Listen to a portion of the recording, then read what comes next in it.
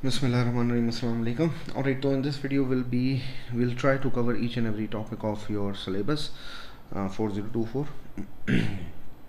तो starting from numbers में basic जो है वो हम स्टार्ट करते हैं. फॉर एग्जांपल प्राइम फैक्टर से.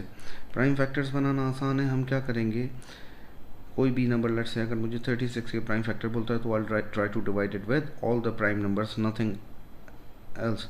ये बात याद रखिएगा कि प्राइम नंबर्स के अलावा हम किसी और नंबर से इसको फर्दर डिवाइड नहीं करेंगे. तो the prime factors will become 2 square and 3 square. ठीक है. फिर इसी से हम इसके स्क्वायर रूट्स निकालते हैं. स्क्वायर रूट्स कैसे निकालते हैं? फॉर एग्जांपल अगर मुझे बोलते हैं स्क्वायर रूट ऑफ 36 निकाल के दिखाओ, तो ये बात समझिएगा. स्क्वायर रूट ऑफ 36 ये बराबर हो जाएगा, फैक्टर्स हम बना चुके हैं, इसके हम प्राइम फैक्टर्स बनाएंगे.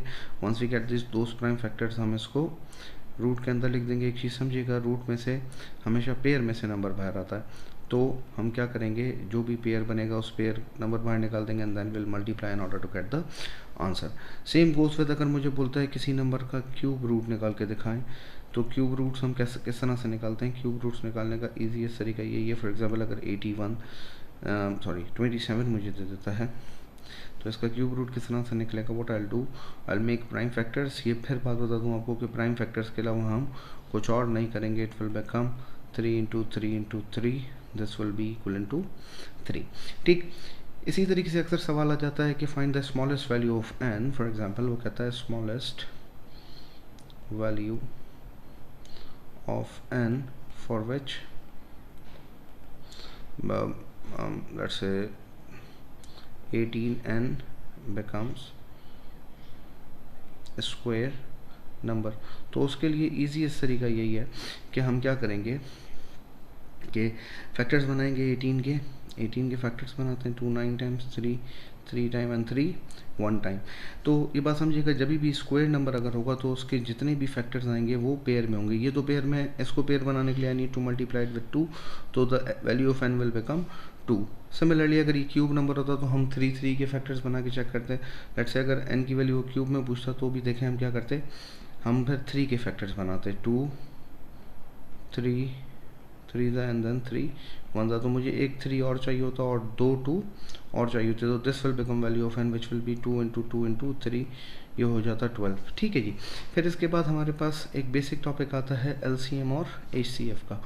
एलसीएम हम किस तरह से निकालते हैं. फॉर एग्जांपल अगर मुझे दो नंबर्स दिए हुए हैं 12 एंड 15, तो इसका एलसीएम किस तरह से निकलता है. 12 15 2 6 टाइम्स 15 ऐसे ही रहेगा. फिर 2 3 टाइम्स, जब तक कॉमन टेबल नहीं आता. फिर 3 1 time and 5 times and 5 1 times and 1 time.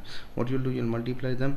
ये हो जाएगा 15 15 2 times 30 30 2 times 60 will be the LCM. ठीक है. इसी तरीके से अगर वो एचसीएफ बोल देता कि इन दोनों नंबर्स का एचसीएफ निकालो, तो व्हाट आई डू, मैं इन दोनों के फैक्टर्स अलग अलग बनाता ताकि सिंप्लीफाई करना मेरे लिए आसान हो जाए. ये हो जाता 15 3 5 टाइम्स एंड देन 5 1 टाइम. तो 12 के फैक्टर्स आ जाते 2 इंटू 2 इंटू 3. 15 के फैक्टर्स आ जाते 3 इंटू 5. कॉमन फैक्टर जो भी होता, इसमें अनफॉर्चुनेटली एक ही आ रहा है. फॉर एग्जांपल अगर यहाँ पर 2 भी होता तो फिर हम 2 भी लिख देते, या अगर 2 दफ़ा 2 होता तो 2 दफ़ा 2 लिख देते. तो इसका एचसीएफ हो जाता, इधर इसका एचसीएफ इन दिस सिनेरियो 3 हो जाएगा. ठीक है जी, क्योंकि 3 कॉमन है, बाकी इसमें कोई और चीज़ कॉमन नहीं है. अक्सर वर्ड प्रॉब्लम्स में आपको ये बनाता है या ट्रिक आपको करने की कोशिश करता है. तो एग्जामिनर अक्सर इस तरह सवाल पूछता है कि भाई लेट्स से 2 lights flashes, one light flash after every 5 seconds, the other flash after every 10 seconds. If they flash together right now, after what is the smallest time when they'll be flashing together. तो क्योंकि इसने smallest का लफ्ज़ दिया तो मुझे क्या करना है, इन दोनों नंबर्स का एलसीएम लेना है. सिमिलरली अगर मुझे कह दे कि एक स्क्वायर फील्ड है जिसकी, या एक रेक्टेंगुलर फील्ड है जिसकी डायमेंशन है 18 बाय लेट्स से 32, मुझे कहता है find the greatest possible value of length for which we can make a square blocks of them out of them. ठीक है ना. तो अब रेक्टेंगुलर फील्ड में से मुझे स्क्वायर ब्लॉक्स बनाने, तो ऐसे जब भी सवाल आए उसके लिए हमने क्या करना होता है, क्योंकि उसने ग्रेटेस्ट का लफ्ज़ बोला है तो हम क्या लेंगे, उसका एचसीएफ लेंगे. इन दोनों का हम कॉमन फैक्टर निकालेंगे, वो कॉमन फैक्टर ग्रेटेस्ट लेंथ हो जाएगी. एक तरीके का और सवाल आता है, वो सवाल इस तरह से बना के देता है कि फाइंड, क्योंकि फैक्टर्स में से या मल्टीपल्स में काम करें, smallest value of n, smallest value of n for which let's say 12n becomes multiple of 15। तो अगर 12n 15 का मल्टीपल है, इसका मतलब मैं 12n को जब 15 से डिवाइड करूँगा तो मेरा डिनोमिनेटर वैनिश हो जाना चाहिए। मैं 3 4 टाइम्स करता हूँ, 3 5 टाइम्स करता हूँ, तो क्योंकि डिनोमिनेटर में 5 बच रहा है तो n की वैल्यू मस्ट बी 5, क्योंकि जब मैं यहाँ पर 5 रख दूँगा ये कैंसिल हो जाएगा और मेरा डिनोमिनेटर वैनिश हो जाएगा। ठीक है, तो ये बेसिक चीज़ें थी जो कि नंबर्स में थी। इसके बाद आपके पास ऑर्डरिंग आती है। ऑर्डरिंग आई होप आपको सबको आती होगी, मगर एक दफ़ा हम सिर्फ रिव्यू कर लेते हैं। असेंड मतलब फ्रॉम स्मॉलेस्ट टू, असेंड माना स्मॉलेस्ट टू ग्रेटेस्ट, ठीक है जी, या बिगेस्ट, जो आपको लफ्ज़ अच्छा लगे। और डिसेंड माना फ्रॉम बिगर टू स्मॉलर। हम क्या करते हैं, जब बिगर से स्मॉल की तरफ आ रहे होते हैं तो वी डू डिसेंड। ठीक है जी। अच्छा, इसके बाद हमारे पास एक और किस्म के सवाल आते हैं जिसमें हमने फ्रैक्शंस को ऐड सब्ट्रैक्ट करना होता है। बच्चों को यूजुअली मसला होता है, फॉर एग्जांपल अगर एक फ्रैक्शन दी हुई है a plus b plus c plus d, तो मेहरबानी करके a और c को ऐड और b और d को ऐड नहीं करेंगे। हम क्या करेंगे, क्योंकि बीच में प्लस या माइनस की साइन हो तो हमें एलसीएम लेना है। एलसीएम का आसान तरीका ये है कि मैं सेकंड के डिनोमिनेटर से पहले न्यूमरेटर को मल्टीप्लाई करता हूँ, फिर बीच में कोई भी साइन हो, सेकेंड के न्यूमिनेटर से इसको मल्टीप्लाई करता हूँ और दोनों डिनोमिनेटर्स को आपस में मल्टीप्लाई कर देता हूँ। ये इसका आंसर हो जाएगा। मगर अगर इन केस ये बीच में मल्टीपल की साइन होती तो इसका आंसर हो जाता ए सी और बी डी। सही ना, न्यूमिनेटर्स आपस में मल्टीप्लाई करते, डिनोमिनेटर्स आपस में मल्टीप्लाई करते।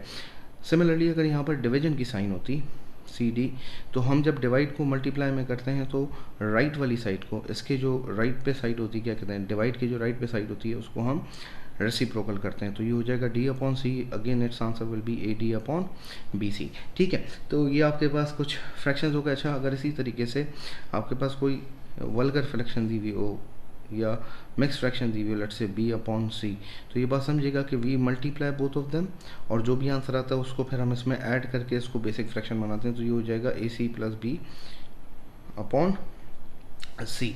ठीक है, तो ये बात समझिएगा। फॉर एग्जांपल अगर लिखा है 1 होल 2 अपॉन 3, तो हम मल्टीप्लाई करेंगे 3 1 टाइम्स 3 प्लस 2, तो 3 प्लस 2 विल बी 5 अपॉन 3, तो इसका आंसर होगा 5 अपॉन 3। ठीक है जी। अच्छा, ये तकरीबन नंबर्स का पोर्शन है। इसमें एक चीज़ और है, एस्टिमेशन आती है, जिसमें वो एक छोटी सी बेवकूफ़ी कहता है कि आपको अप्रॉक्सीमेट वैल्यूज़ लिखनी होती हैं। लेट्स से सवालों के अंदर भी कभी पूछ लेता है, वो बोलता है give your answer to correct to nearest kilometres for example, और आपने आंसर निकाला 52.3 किलोमीटर्स, तो जो नियरेस्ट किलोमीटर्स बन जाएंगे वो कितने बन जाएंगे, 52 किलोमीटर्स बन जाएंगे। ठीक है, या इसी तरीके से अगर वो बोलता है नियरेस्ट वैल्यू ऑफ डॉलर्स, या एक्सचेंज रेट में आपको सवाल देता है और उसको बोलता है कि नियरेस्ट डॉलर्स में करें, तो नियरेस्ट डॉलर्स इसके क्या बन जाएंगे, लेट्स से आपका आंसर आता है 630.9, तो इसके नियरेस्ट डॉलर्स हो जाएंगे $63 या $64 depending on the nature of scenario. इसको मैं अगर राउंड ऑफ करूँगा तो ये $64 हो जाएगा। ठीक है जी। मगर यूजुअली जो मनी के सवाल होते हैं उसमें हम लोअर बाउंड पे इसको बाउंड कर रहे होते हैं, तो इसका आंसर 63 भी हो सकता है। ठीक है ना, अगर राउंड ऑफ बोलता है तो 64 हो जाएगा। और इसमें एक चीज़ और याद रखिएगा, मैं यहाँ पर बताना आपको भूल गया, अभी मुझे याद आ गया तो आपको बता देता हूँ। स्क्वायर रूट्स और क्यूब रूट्स में एक चीज़ समझिएगा कि अगर let's say root A upon root B लिखा हुआ है ना, तो ये अलग अलग भी इंडिविजुअल रूट्स में इनको दे सकता हूँ। फॉर एग्जांपल अगर मुझे सवाल में लिखा हुआ है 25 अपॉन 16, तो मैं इसको यूँ बिल्कुल लिख सकता हूँ कि रूट 25 अपॉन रूट 16, और इसका आंसर 5/4 बिल्कुल हो सकता है। Same goes with cube roots as well. ठीक है जी। अच्छा, इसके बाद आपके पास जो आते हैं सवाल वो आते हैं वल्गर फ्रैक्शन हो गया, डायरेक्टेड नंबर्स, अच्छा जी, स्क्वायर रूट्स हो गया, एस्टिमेशन हो गया। ठीक है जी, मूविंग फॉरवर्ड, इसके बाद हम चलते हैं एवरीडे मैथ्स में, या जो बेसिक हमारे पास सवाल हैं जिसमें आते हैं परसेंटेजेस। परसेंटेज समझिएगा, परसेंटेज का बेसिक फार्मूला होता है जो भी वैल्यू गिवन है या जो एक्वायर्ड वैल्यू है अपॉन टोटल इनटू 100%, ये तो बेसिक फार्मूला है। एक चीज़ याद रखिएगा, जब भी हम परसेंटेज की साइन ऐड करते हैं, वी मल्टीप्लाइड विद 100, और जब हम रिमूव करते हैं परसेंटेज की साइन तो हम डिवाइड करते हैं। हम डिवाइड बाय 100 करते हैं। फॉर एग्जांपल अगर मुझे बोलता है भाई 9% को फ्रैक्शन में लेके दिखाओ, तो व्हाट आई विल डू, मैं इसको लिखूंगा 0.09। अगर फ्रैक्शन में बोलता है तो इस तरीके से लिख दूंगा। सिमिलरली अगर मुझे ऐड करना होगा तो मैं उसके साथ मल्टीप्लाई कर दूंगा। सिमिलरली एक सवाल आता है परसेंटेज इंक्रीज़ का। परसेंटेज इंक्रीज़ बेसिकली, अब देखें परसेंटेज इंक्रीज़ या percentage decrease either way it will work, ठीक है जी। तो परसेंटेज इंक्रीज़ या डिक्रीज़, कोई भी वैल्यू पुरानी थी कुछ, उसमें नई वैल्यू में कुछ ना कुछ चेंजेस आए। अब वो कॉस्ट प्राइस और सेलिंग प्राइस के मुताबिक प्रॉफिट भी हो सकता है, वो डिस्काउंटेड प्राइस के मुताबिक डिस्काउंट भी हो सकता है, वो कॉस्ट प्राइस सेलिंग प्राइस के मुताबिक लॉस भी हो सकता है। एक जगह पॉपुलेशन 2016 में कुछ थी, 2017 में कुछ थी, तो कुछ भी हो सकता है, सही है ना। तो इसका जो बेसिक फार्मूला वो बनता है कि इंक्रीज्ड वैल्यू और डिक्रीज्ड वैल्यू, जो भी डिक्रीज या इंक्रीज, जो भी इंक्रीमेंट है या जो भी डिक्रीमेंट है, divided by decrease, sorry I am bad with spellings, तो डिक्रीज अपॉन, हम हमेशा ओल्ड वैल्यू लिखते हैं अनलेस वो स्पेसिफाई करते हैं। वो बोलते फॉर एग्जांपल आपको एक पॉपुलेशन देता है 2016 की, एक पॉपुलेशन देता है 2017 की, तो डिनोमिनेटर में 2016 की पॉपुलेशन लिखेंगे। इन केस वो कहते हैं खुद ही सवाल में कि find the percentage with respect to 2017, तो फिर हम डिनोमिनेटर में 2017 की वैल्यू लिखेंगे मल्टीप्लाई बाय 100 और ये आंसर आ जाएगा, ठीक है। सिमिलरली आपको दो वैल्यूज दे, एक ओल्ड वैल्यू दे, एक न्यू वैल्यू दे, और उसके साथ कुछ ना कुछ उसका परसेंटेज देते। फॉर एग्जांपल मुझे कहता है कि भाई एक आर्टिकल की मार्क प्राइस कुछ है, फिर उसके बाद उस पर डिस्काउंट लगाने के बाद कुछ प्राइस है, 15% उस पर डिस्काउंट फॉर एग्जांपल लगाया, तो मुझे बताइए कि इसकी न्यू प्राइस कितनी होगी। तो उसका बेसिक फार्मूला इस तरीके से बना लें, वो ज़्यादा बेहतर है कि new value over old value equals to 100 plus या माइनस n अपॉन 100। ये बेसिक फार्मूला है, वेयर n बीइंग परसेंटेज। अब देखें n प्लस कब होगा, जब न्यू वैल्यू इंक्रीज्ड वैल्यू होगी, और n डिक्रीज कब होगा या माइनस कब होगा, जब न्यू वैल्यू जो है वो पुरानी वैल्यू से कम होगी। फॉर एग्जांपल लॉस होगा तो n की वैल्यू माइनस में आएगी, अगर क्या कहते हैं उसे, डिक्रीमेंट है कोई, तो भी n की वैल्यू नेगेटिव में आएगी। जिस तरह से लॉस हो गया, डिस्काउंट हो गया, ठीक है, उसने लॉस में कोई चीज़ बेची, तो सारी वैल्यूज़ इस तरीके से आ जाएंगी, ठीक है।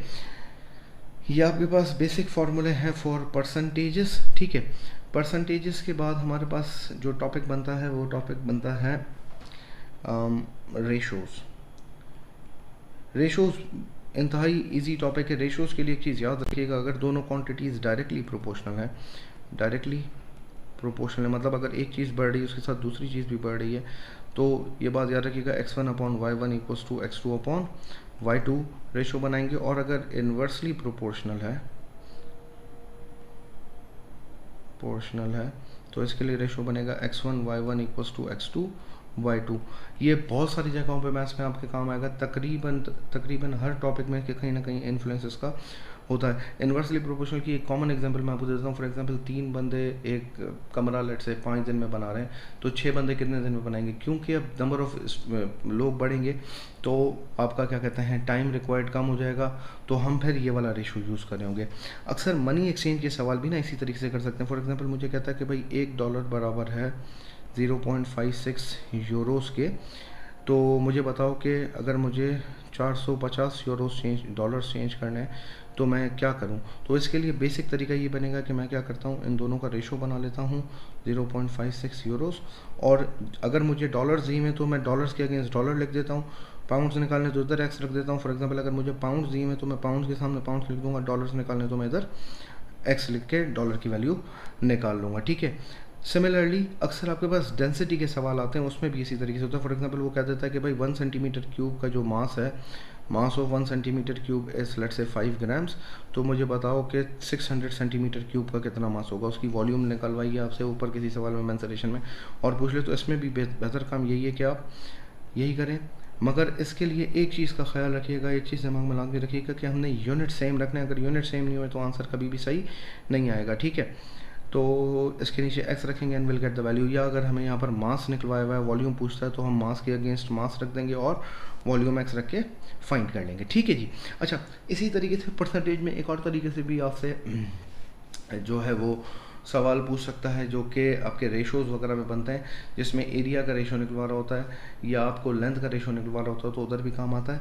इसके अलावा पाई चार्ट में बहुत ज़्यादा इसकी काम आती है। अक्सर पाई चार्ट आपको बना के दे देता है, पाई चार्ट में अगर एंगल ऑफ सेक्टर निकाला ना, फॉर एग्जांपल एक सर्कल बना के दिया हुआ है, उसमें बोलता है कि मुझे इस सेक्टर का ये एंगल एक्स निकाल के दिखाओ, इसकी वैल्यू निकाल के दिखाओ, या तो आप समझिएगा ये एंगल का रेशो जो बनेगा, फॉर एग्जांपल ये एंगल दिया हुआ है 20 डिग्रीज, ठीक है, तो 20/360 ये बराबर होगा, अब जो भी इस सेक्टर की वैल्यू दी हुई है पाई चार्ट में, फॉर एग्जांपल ये रेड कलर के चूज़ करने वाले बच्चे हैं, ठीक है, तो हम रेड कलर के चूज़ करने वाले बच्चों को यहाँ पर लिखेंगे ऑफ पर्टिकुलर क्लास, ठीक है, और इसको हम डिवाइड किससे करेंगे, इसको हम डिवाइड करेंगे टोटल वैल्यू से, सही है, जो भी टोटल फ्रीक्वेंसी आई हुई है उससे डिवाइड करेंगे, सिंप्लीफाई करेंगे, विल गेट द आंसर। तो ये बात याद है कि यहाँ पर सेक्टर का एंगल आएगा डिवाइड बाय टोटल एंगल, उसके सामने उस सेक्टर की वैल्यू कितनी है वो divided by total value of that particular sample, जो भी उसका सैम्पल लिया हुआ है, ठीक है। तो रेशोज बेसिकली इसी तरीके से चलते हैं। इसके बाद आपके पास कुछ पर्सनल इंटरेस्ट के सवाल हैं, जिसमें आपके पास सिंपल इंटरेस्ट आता है। सिंपल इंटरेस्ट का फॉर्मूला है, सिंपल इंटरेस्ट का फॉर्मूला बनता है आपके पास, इंटरेस्ट बराबर होता है P/RT/100, where P being principal, R being rate of interest और T बिंग टाइम। और ये बात याद रखिएगा, टाइम हम हमेशा इसमें ईयर्स में ही पुट करेंगे, इसके अलावा हम पुट नहीं करते। और अगर मुझे टोटल अमाउंट निकालनी है at the end of the tenure, जितने टेन्योर के लिए मैंने वो पैसे रखवाए या मैंने लोन आउट किए हैं, तो वो बराबर हो जाएगी प्रिंसिपल प्लस इंटरेस्ट के। एक तरीके की कॉम्प्लिकेशन आती है, ये मैं आपको अभी रिमाइंड करा देता हूँ कि कभी कभार ना वो प्रिंसिपल निकलवाता है और आपको अमाउंट गिवन होता है, अमाउंट दे दे और प्रिंसिपल निकलवाए, तो उसके लिए बेहतर तरीका ये है, क्योंकि हमारे पास जो सिंपल इंटरेस्ट का फॉर्मूला उससे हम इंटरेस्ट निकाल सकते हैं। तो मैं क्या करता हूँ, इंटरेस्ट की वैल्यू बना लेता हूँ इस तरीके से, इंटरेस्ट बराबर हो जाएगा अमाउंट माइनस प्रिंसिपल, तो मैं इधर फिर क्या रखूँगा, amount minus principal equals to P/RT/100, ठीक है। फिर एक और तरीके का सवाल आता है कंपाउंड इंटरेस्ट का। कंपाउंड इंटरेस्ट का फॉर्मूला आपके पास है, अमाउंट निकालने के लिए डायरेक्ट अमाउंट किसके बराबर होती है, अमाउंट बराबर होती है P which is principal 1 + R/100 power T, again time is in years, ठीक है। अच्छा, ये सवाल हम, ये फॉर्मूला हम एक जगह और भी यूज़ करते हैं, कहीं पे भी वो अगर सवाल में बोलते हैं ना, let's say colony of bacteria has an exponential growth, तो exponential growth के लिए we will be using the same formula, ठीक है। और इसमें अगर मुझे इंटरेस्ट निकालना होगा खाली, तो बराबर हो जाएगा अमाउंट माइनस प्रिंसिपल के, ठीक है।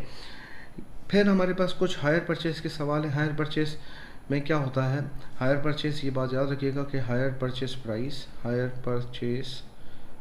Price is always equivalent to what, hire purchase price is equivalent to down payment या इनिशियल, इसको डिपॉजिट के नाम से आपके सिलेबस में ज़्यादातर याद रखा गया है, तो इसको डिपॉजिट कर देते हैं, डिपॉजिट प्लस मंथली इंस्टॉलमेंट्स, कि आपने एक मंथ में कितने पैसे देने इनटू नंबर ऑफ मंथ्स, ठीक है बेटा। ये आपके पास हायर परचेज का बेसिक फार्मूला आ गया, और इसको आप इसी तरीके से यूज़ करेंगे, ठीक है। इसके बाद आपके पास और जो सवाल आते हैं, तकरीबन यही आपके पास एवरीडे मैथ्स में, इसके अलावा कुछ भी नहीं। परसेंटेजेस हो गई आपकी, टाइम कैलकुलेशंस हो गई, टाइम कैलकुलेशंस इजी हैं, वो आप सिंप्लीफाई कर सकते हैं, उसके लिए I don't need to tell you much, ठीक है। अच्छा, इसके बाद आपके पास जो नेक्स्ट पार्ट आता है वो आता है इंडाइसिस का। इंडाइसिस के लिए याद रखिएगा कि इंडाइसिस के लिए हमारे पास कुछ बेसिक फार्मूले कि अगर बेसिस सेम होंगी तो parts will be added, parts हम क्या करेंगे, ऐड करेंगे। अगर बेसिस डिफरेंट होंगी, अगर बेसिस डिवाइड कर रही होंगी ये, तो डिनोमिनेटर वाली पावर न्यूमिनेटर में आके सब्ट्रैक्ट कर जाएगी। सिमिलरली अगर A/n इंटू B/n है, तो ये बराबर हो जाएगा AB/n के, ठीक है। एक बेवकूफ़ी बच्चे कर देते हैं अक्सर, ये कभी भी इसके बराबर नहीं होगा, मेहरबानी करके अगर बीच में प्लस की साइन हो तो we can never do this, सही है ना। ये मैं अक्सर बोलता हूँ, ये मैथ्स में गुनाह है कभी रहे, तो नेवर डू दैट, ठीक है जी। अच्छा, इसी तरीके से अगर ना आपके पास A/B/n है, तो इसको पॉजिटिव करने के लिए हम जो ब्रैकेट के अंदर वैल्यूज़ हैं उसको हम क्या कर देंगे, रेसिप्रोकल कर देंगे, यहाँ पर n आ जाएगा, ठीक है। इसी तरीके से अगर हमारे पास 1/A/n है, तो ये न्यूमिनेटर में आके इसकी साइन चेंज हो जाती है। अच्छा, अगर किसी भी नंबर पे पावर 0 एक्सेप्ट 0, तो ये बराबर हो जाएगा किसके, 1 के। सिमिलरली अगर कोई रूट लिखा हुआ है तो रूट बराबर होता है हाफ पावर के। इसी तरीके से अगर यहाँ पर कोई ए बी सी या लेट से बी वैल्यू दी हुई है तो ये किसके बराबर हो जाएगा, ए पावर 1/b के। ठीक है। अच्छा, तो ये बेसिक आपके पास रूल्स आ गए इंडाइसिस के। एक चीज़ का ख्याल रखिएगा कि जब भी किसी कांस्टेंट नंबर पे कोई फ्रैक्शन पावर दी हुई है ना, कोई फ्रैक्शन पावर दी हुई है, तो ये बात याद रखिएगा कि इसको मुझे प्राइम फैक्टर्स में ब्रेक करना पड़ेगा सिंप्लीफाई करने के लिए। ठीक है। अभी तो खैर कैलकुलेटर लाओ तो you can use it with calculator. ठीक है। एक सवाल जो ट्रिकी हो सकता है आप लोगों के लिए अगर इंडाइसिस में ऐसा आ जाए कि फॉर एग्जांपल अगर वेरिएबल पे कोई पावर दे दे, सॉरी नंबर पे कोई वेरिएबल पावर आपको दे दे, जिस तरह से यहाँ पर 4 power x equals to let say 32 कह देता है और कहता है सॉल्व फॉर x। हो ये बात याद रखिएगा दोनों की हमें बेसिस सेम करनी है। तो ये हो जाएगा 2 स्क्वायर x और ये हो जाएगा 2 power 5 which will become 2x equals to 5, तो x विल बिकम 5/2। ठीक है। ये आपके पास आ गई बेसिक इंडाइसिस। ठीक है। इसके बाद आपके पास एक टॉपिक आता है standard form. Standard form basically तरीका है कि हम किसी भी नंबर को a इंटू 10⁻n की फॉर्म में लिखें। और a के लिए लिमिटेशन ये है कि decimal must be after first non zero digit. Decimal जो है वो फर्स्ट नॉन ज़ीरो डिजिट के बाद ही होगा, इसके अलावा कहीं नहीं हो सकता। और n क्या है, n इस फॉर्म में बनाने के लिए जितने प्लेसेस डेसिमल मूव कर रहा है वो पावर आ जाएगी n की। फॉर एग्जांपल अगर एक समझिएगा बात, अगर मैं स्मॉलर टू बिगर नंबर बनाता हूँ, स्मॉलर टू बिग नंबर अगर मैं बनाता हूँ, फॉर एग्जांपल 0.0065 लिखा हुआ है और जब मैं इसको डेसिमल इधर लेकर आता हूँ तो 0.0065 वॉज अ स्मॉलर नंबर और 6.5 इज़ अ बिगर नंबर, तो इस पर पावर आ जाएगी 1 2 3 -3। सही है। और जब मैं बिग टू स्मॉल करता हूँ तो पावर जो आएगी वो आएगी पॉजिटिव पावर। फॉर एग्जांपल 6500 लिखा हुआ है, तो जब यहाँ पर पावर मूव करेगी तो ये पावर आ जाएगी पॉजिटिव। ठीक है। बाकी क्योंकि कैलकुलेटर अलाउ है तो बाकी इसकी एडिशन सब्ट्रैक्शन मल्टीप्लिकेशन डिवीजन आपके लिए इस साल तो काफ़ी इजी है। ठीक है। वैसे स्टैंडर्ड फॉर्म का लिखने का भी तरीका है, मगर अब वो कैलकुलेटर आपको सर किसे चलाना आता है नहीं आता वो एक अलग सेटअप है। ठीक है। एक टॉपिक स्किप कर गया मैं या मिस कर गया, which is limits of accuracy. Limits of accuracy के लिए ये बात याद रखिएगा मेरे बच्चों कि वो बताएगा कि नियरेस्ट सेंटीमीटर या नियरेस्ट मिलीमीटर पे उसमें वैल्यूज़ मेजर की हुई हैं, तो जो भी वैल्यू देगा, फॉर एग्जांपल अगर मुझे कहता है कि भाई एक लेंथ मैंने मेजर की 17 मीटर और इसको मैंने मेजर किया हुआ है accurate up to let's say 10 centimetre, तो पहले तो बात ये करनी है कि हमने दोनों का यूनिट सेम करना है। तो ये बराबर हो जाएगा 10/100 विच विल बिकम 0.1 मीटर। और फिर मैं क्या करूँगा, 17 plus minus 0.1 divide by 2 which will become 17 plus minus 0.05 और फिर मैं उसको ऐड सब्ट्रैक्ट करके, अगर मैं ऐड करूँगा तो अपर बाउंड आ जाएगा, सब्ट्रैक्ट करूँगा तो लोअर बाउंड आ जाएगा। ठीक है जी। अच्छा, हैविंग सेड दैट, इसको मैं अगर थोड़ा सा आगे लेके चलूँ तो लिमिट्स ऑफ एक्यूरेसी में एक चीज़ का ख्याल रखिएगा, अगर दो वैल्यूज़ प्लस होके हमें आंसर चाहिए और उसका वो बोलता है अपर बाउंड, तो मुझे दोनों वैल्यूज़ का अपर बाउंड लेना पड़ेगा। अगर दो वैल्यूज सब्ट्रैक्ट करके आंसर बनवाता है, फॉर एग्जांपल मुझे दो वैल्यूज दी हुई हैं तो मुझे ए का भी अपर बाउंड, अगर मुझे आंसर में चाहिए अपर बाउंड तो मुझे ए का भी अपर बाउंड चाहिए और बी का भी अपर बाउंड चाहिए ताकि इसके आंसर का अपर बाउंड आ जाए। अगर सब्ट्रैक्ट करके करवा रहा है तो मुझे ए का तो अपर बाउंड चाहिए मगर बी का मुझे लोअर बाउंड चाहिए होगा, क्योंकि उसमें डिफरेंस फिर मैक्सिमाइज मैं कर सकूंगा। ठीक है। सिमिलरली अगर मल्टीप्लाई करके आ रहा है तो ए का भी अपर बाउंड चाहिए, बी का भी अपर बाउंड चाहिए। सिमिलरली जब डिवाइड करना है तो मुझे न्यूमिनेटर बड़े में बड़ा चाहिए और डिनोमिनेटर छोटे में छोटा चाहिए। ठीक है। बी का मुझे लोअर बाउंड चाहिए होगा। इसी तरीके से अगर लोअर बाउंड करना है तो the things will become other way round. ठीक है जी। इनको हम वाइस वर्सा कर देंगे। अच्छा, मूविंग फॉरवर्ड इसके बाद हमारे पास अलजबरा है। बेसिक अलजबरा के लिए आपके पास दो तरीके हैं। एक चीज़ समझिएगा, अलजबरा में दो किस्म के सवाल आते हैं। एक आते हैं एक्सपेंड, अगर वो एक्सपेंड बोलता है तो हमें मल्टीप्लाई करके बड़ा आंसर देना। फॉर एग्जांपल x प्लस ए और x प्लस बी दिया हुआ है तो what will do, will multiply and get the answers in a bigger form. और दूसरा सवाल आता है फैक्टराइज या सिंप्लीफाई का भी सवाल में कभी कभार इसमें आ जाता है। तो फैक्टराइज के लिए हम क्या करते हैं, फैक्टर्स बनाते हैं। कुछ बेसिक फार्मूला हैं वो मैं बता देता हूँ आपको। उससे पहले मिडिल टर्म ब्रेकिंग थोड़ा सा ओवरव्यू कर लेते हैं। For example x square plus 5x plus 6 है। एक बेसिक हिंट बता रहा हूँ आपको, बेसिक ट्रिक बता रहा हूँ। अगर लास्ट टर्म पॉजिटिव है, अगर लास्ट टर्म पॉजिटिव है तो मिडिल टर्म जो ब्रेक होगी, जो मिडिल टर्म स्प्लिट होगी, उस पर दोनों पे सेम साइन आएंगे, मतलब वो दोनों ऐड होकर बनेंगी। फॉर एग्जांपल अगर ये प्लस का 6 है तो ये स्प्लिट होगा 2x और 3x में, ठीक है।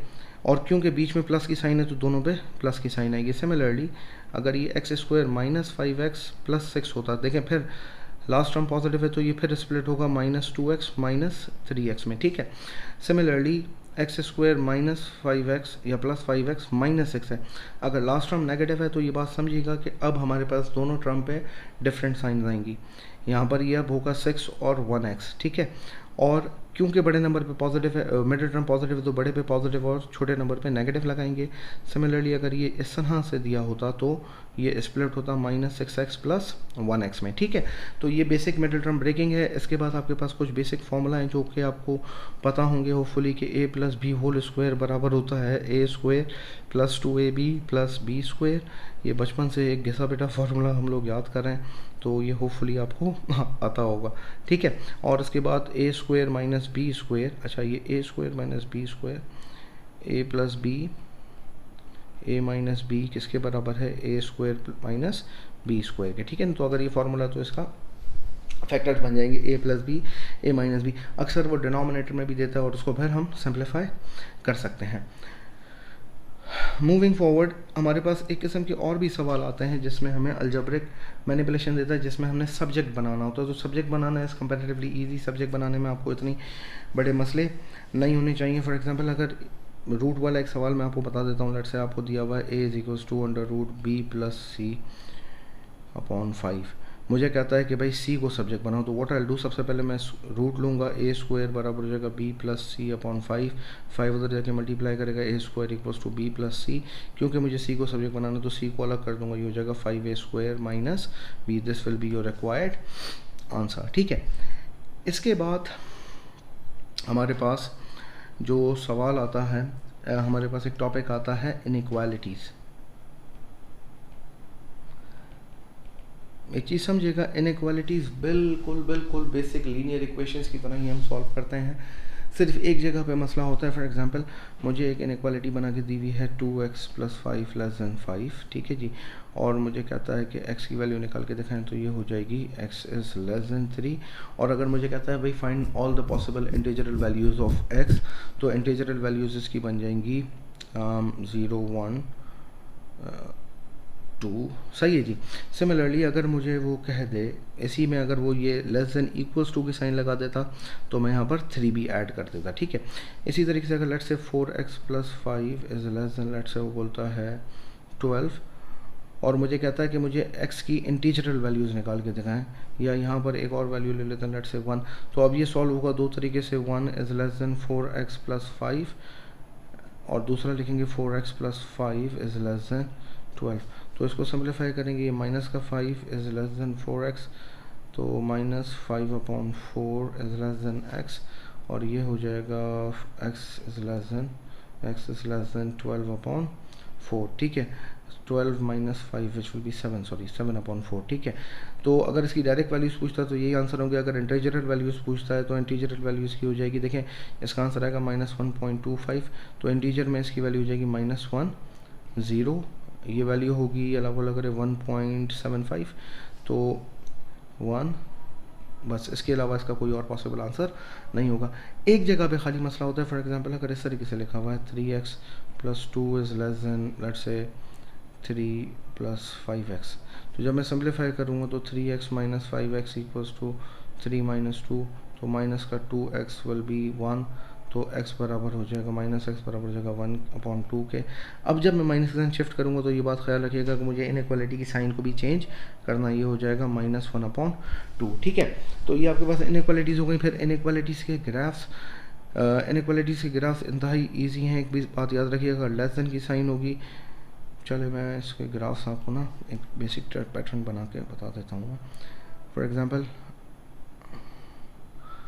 ये मुझे लाइन बनेगी, ये लाइन बनेगी x इक्वल्स टू a की, सही है। अगर मुझे बोलता है x is greater than a, तो ग्रेटर देन a वाला पोर्शन ये है, मैं इस पोर्शन को शेड कर दूंगा। अगर वो बोलता है लेस देन a, तो लेस देन a वाला पोर्शन ये है, मैं इस पोर्शन को शेड कर दूंगा। सिमिलरली अगर मुझे सवाल में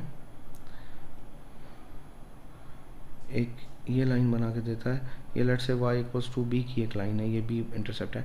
अगर मुझे बोलता है y is greater than b, तो ग्रेटर देन b वाला ये वाला पोर्शन है ऊपर वाला, ये पोर्शन शेड कर दूंगा। अगर वो बोलता है लेस देन b, तो मैं नीचे वाला पोर्शन शेड कर दूंगा। सिमिलरली अगर मुझे इस तरीके से एक लाइन बना के देता है जो कि इस तरीके से कहीं जा रही है, तो इसके लिए अगर वो मुझे ग्रेटर बोलता है तो ये वाला सारा पोर्शन ग्रेटर देन का है और ये वाला पोर्शन सारा लेस देन का इसका बन जाएगा, ठीक है। इसी तरीके से इसमें शेडेड एरिया आ जाता है और शेडेड एरिया की इनइक्वालिटीज़ डिज़ाइन करनी होती हैं, तो वो किस तरीके से होगी। फॉर एग्जांपल ये एक लाइन बना के दी हुई है उसने, ये एक लाइन बना के इसमें दी हुई है, एक लाइन ये बना के दी हुई है और एक लाइन ये बना के दी हुई है, और मुझे देखें ये हिस्सा शेड करके दिया हुआ है। तो आप समझिएगा बात कि ये वाली लाइन जो भी है, लेट्स से ये है दी हुई x इक्वल्स टू a, तो जो शेडेड पोर्शन है वो लेस देन एरिया में लाई कर रहा है, ये let's say y equals to b है, तो ये जो शेडेड पोर्शन है जैसे ऊपर है तो ये क्या हो जाएगा y is greater than b, और इस वाली लाइन से नीचे लेट्स से ये y is equals to mx plus c थी, तो इससे लेस देन होगा। एक चीज़ समझिएगा, अगर सॉलिड लाइन होगी तो लेस देन इक्वल्स टू की साइन आएगी, और अगर डैश लाइन होगी या डॉटेड लाइन होगी तो फिर सिर्फ लेस देन या ग्रेटर देन की ही साइन आएगी। अच्छा, फिर हमारे पास जो सवाल आते हैं वो आते हैं ग्राफ्स देख लेते हैं इसके बाद, सही ना, ताकि एक जैसे पोर्शन सारा एक साथ हो जाए।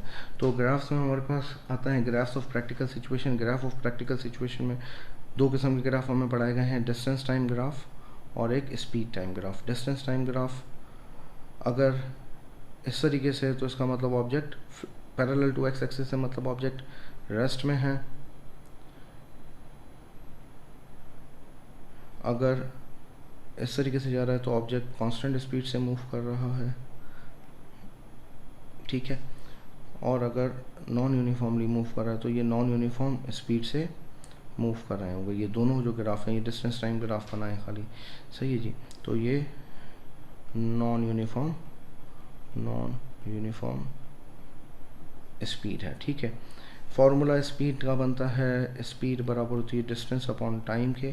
अगर इसको वेरिएशन करनी हो तो ये फार्मूला ट्रायंगल बेसिक टेक्निक होती है बच्चों को याद करने के लिए। स्पीड बराबर है डिस्टेंस अपॉन टाइम के, तो टाइम बराबर हो जाएगा डिस्टेंस अपॉन स्पीड के, और जो है डिस्टेंस बराबर हो जाएगा स्पीड इनटू टाइम के, ठीक है जी। तो ये बेसिक तरीक़ेकार है। इसके बाद एक और चीज़ आती है आपके पास एक्सेलरेशन या डिस्टेंस टाइम ग्राफ। अच्छा, एक चीज़ समझिएगा कि इन ग्राफ्स का जो ग्रेडियंट है ना, इन ग्राफ का ग्रेडियंट आपको बताता है, डिस्टेंस टाइम ग्राफ का ग्रेडियंट आपको बताता है स्पीड के बारे में, ठीक है। एक और किस्म के ग्राफ आपको पढ़ाए गए हैं जो कि हैं वेलोसिटी स्पीड टाइम ग्राफ, सही है जी। स्पीड टाइम ग्राफ हम किस तरीके से बनाते हैं, स्पीड टाइम ग्राफ अगर ये स्ट्रेट लाइन बन जाती है तो इसका मतलब ऑब्जेक्ट मूव कर रहा है कांस्टेंट स्पीड से, ठीक है ना, इसकी एक्सेलरेशन नहीं हो रही। अगर ये इस तरीके से बना हुआ है तो ये शो करता है कांस्टेंट एक्सेलरेशन, सही है। अगर ये ग्राफ इस तरह से ऊपर से नीचे गिर रहा है तो ये दिखाता है कांस्टेंट डीसेलरेशन। अच्छा, एक चीज़ समझिएगा, deceleration is basically negative acceleration. जब भी गाड़ी एक्सेलरेट होगी तो ऑब्जेक्ट एक्सेलरेट करेगा, और जैसे ही ब्रेकिंग अप्लाई कहीं कर रहा होगा तो या स्लो डाउन हो रहा होगा तो उसके डीसेलरेट कर रहा होगा, ठीक है। Non uniform graph speed time आपके पास यूजुअली नहीं आते, तो वो फ़िलहाल डिस्कस करना इरेलेवेंट है। अच्छा, समझिएगा बात कि gradient of speed time graph जो है वो आपको बताता है, स्पीड टाइम ग्राफ का ग्रेडियंट आपको बताता है एक्सेलरेशन के बारे में या डीसेलरेशन के बारे में, either way it will work, ठीक है जी। अच्छा, फार्मूला ऑफ एक्सेलरेशन है, एक्सेलरेशन का बेसिक फार्मूला है हमारे पास final speed minus initial speed upon time. और डीसेलरेशन के लिए हम क्या करते हैं, अपनी आसानी के लिए अगर डीसेलरेशन बोलता है तो initial speed minus final speed upon time, ठीक है। अच्छा, स्पीड टाइम ग्राफ से हम एक चीज़ और भी निकाल सकते हैं, which is distance. For example आपको ये स्पीड टाइम एक ग्राफ दिया हुआ है, इस तरीके से बना के उसने प्लॉट करके दिया हुआ है, इस तरीके से उसने एक स्पीड टाइम ग्राफ रहा। तो द एरिया अंडर, ये जो पूरा एरिया अंडर जो है ना, area under speed time graph, area under speed time graph will give you what, distance. तो अगर मुझे पूछता है एक डिस्टेंस स्पीड टाइम ग्राफ बना के दिया हो और मुझे पूछता है कि भाई what is the total distance, तो हम क्या करेंगे, इस ट्रेपेजियम का एरिया निकालेंगे। ज़रूरी नहीं है ट्रेपेजियम हो, रेक्टेंगल भी बन सकता है, ट्रायंगल भी बन सकता है, किसी भी तरीके की ज्योमेट्रिक शेप वो बना के दे सकता है। अच्छा, एक चीज़ में से स्किप हो गई यहाँ पर, इसी तरीके से अगर स्पीड टाइम ग्राफ ना, अगर स्पीड टाइम ग्राफ बिल्कुल एक्स एक्सिस पे आके बैठ जाए, फॉर एग्जांपल ये इस तरीके से स्पीड टाइम ग्राफ है और ये बिल्कुल आके इधर आके स्टे करें, तो ये रिप्रेजेंट करता है रेस्ट की कंडीशन को, ठीक है। फिर हमारे पास न्यू जो नेक्स्ट टॉपिक आता है उसमें ग्राफ ऑफ फंक्शन है, ग्राफ ऑफ फंक्शंस। अच्छा जी, ग्राफ ऑफ फंक्शंस बेसिकली आपको शुरू में तो प्लॉटिंग बोलता है, प्लॉटिंग के बाद जो डिफ़िकल्ट पार्ट आता है ना, डिफ़िकल्ट पार्ट वो आता है जब भी वो बोले भाई फाइंड टेंजेंट। तो टेंजेंट के लिए आप क्या करेंगे, जो भी वो पॉइंट देगा, फॉर एग्जांपल अगर ये कर्व है और इस पॉइंट पे वो टेंजेंट बनवा रहा है, तो आप क्या करेंगे, एक ऐसी लाइन बनाएंगे जो कि इस पॉइंट को एक ही जगह पे टच करती हुई आगे चली जाए। फिर अगर मुझे वो कहता है इसका ग्रेडियंट निकालें, तो मैं क्या करूँगा, दो पॉइंट्स कोई से भी सिलेक्ट करूँगा, ग्रेडियंट का फॉर्मूला लगाऊंगा which is y2 - y1 over x2 - x1, और मैं उसको फिर सिंप्लीफाई कर लूँगा। सिमिलरली अगर मुझे वो कहता है कि इसी ग्राफ पे ना एक लाइन प्लॉट करके दिखाइए, ये लाइन प्लॉट करके दिखाएं, तो लाइन प्लॉट करने के लिए मुझे फॉर एग्जांपल एक लाइन दे भी देता है 2x + 5, तो मैं बेसिक तरीका इसका यही बनता है कि मैं x की जगह पे 0 रखता हूँ एक दफ़ा, फिर मैं इसकी जगह पे 1 रखता हूँ तो x की जगह पे 0 रखता हूँ, y की वैल्यू 5 आ जाएगी, फिर x की जगह पे 1 रखता हूँ तो y की वैल्यू 7 आ जाएगी। तो मुझे दो पॉइंट्स मिल जाएंगे 0,5 और 1,7, ये गाइडलाइंस मिल जाएंगी। मैं क्या करूँगा, अपने ग्राफ पे 0,5 पे एक पॉइंट लगाऊंगा, 1,7 पे एक पॉइंट लगाऊंगा और उसको मीट करा दूंगा। और वो ग्राफ को अगर वो बोलता है कि find the solution, also find the solution of it, तो सोल्यूशन क्या हो जाएगा, जिस पॉइंट पे वो एक्स एक्सिस को कट कर रहा है वही उसका सोल्यूशन आ जाएगा, ठीक है। इसी तरीके से अगर वो आपको सवाल में बोले कि मुझे एक इक्वेशन पॉपअप करवा रहा हूँ, सही ना, वो न्यू एक इक्वेशन बना रहा हूँ, पुरानी से न्यू एक इक्वेशन बनवा रहा हूँ, तो उसके लिए एक बात याद रखिएगा, ऊपर एक ग्राफ की इक्वेशन देगा, फॉर एग्जांपल उसने दी हुई है 2x + 5, और एक लाइन की इक्वेशन वो देगा या बनवाएगा 5। तो आप क्या करेंगे, ये दोनों y के बराबर हैं, इन दोनों को बराबर रख देंगे, क्योंकि इस इंटरसेक्टिंग पॉइंट पे x और y की वैल्यूज़ बराबर आ रही हैं फॉर दोनों कर्व। तो हम क्या करेंगे, इन दोनों को सिंप्लीफाई करने के लिए इनको बराबर रखेंगे और फिर क्या करेंगे, इनको सिंप्लीफाई कर देंगे, विल गेट द वैल्यूज़, ठीक है। यही इसका CD पार्ट होता है जो कि यूजुअली बच्चों को मसला करता है। इनकेस आपको अभी भी समझ में नहीं आई तो एक वीडियो इसी चैनल पे रखी हुई है ग्राफ ऑफ फंक्शन के ऊपर, वो आप एक दफ़ा रिव्यू कर लीजिएगा तो आपको कॉन्सेप्ट थोड़ा सा और क्लियर हो जाएगा। अच्छा, moving forward, graph of function के बाद हमारे पास एक टॉपिक बीच में स्किप हो गया, वेरिएशंस। वेरिएशंस हमारे पास बेसिकली हैं डायरेक्टली और इनडायरेक्टली प्रोपोर्शनल रिलेशनशिप। अगर डायरेक्टली प्रोपोर्शनल रिलेशनशिप है तो हम इस तरीके से लिखते हैं, प्रोपोर्शनलिटी की साइन हटा के के इंट्रोड्यूस कराते हैं। इन्वर्सली प्रोपोर्शनल, ये डायरेक्ट है, ये डायरेक्ट प्रोपोर्शन है। इन्वर्स या इनडायरेक्ट होता है तो हम इसको यूँ लिखते हैं, और प्रोपोर्शनलिटी की साइन जब रिमूव करते हैं तो वी राइट के इन द न्यूमरेटर, ठीक है जी। अच्छा, यही बेसिक इसका कॉन्सेप्ट है। फिर इसके बाद आपने के की वैल्यू निकालनी है, आपको दो पॉइंट जी होंगे, दो वैल्यू जी होंगी, एक्स वाई की, वो पुट करेंगे, के की वैल्यू निकालेंगे और फिर आगे वो सवाल में जो भी कहेगा वो हम उस तरीके से कर लेंगे। फिर हमारे पास एक टॉपिक आता है फंक्शंस। फंक्शंस इंतहाई आसान टॉपिक है।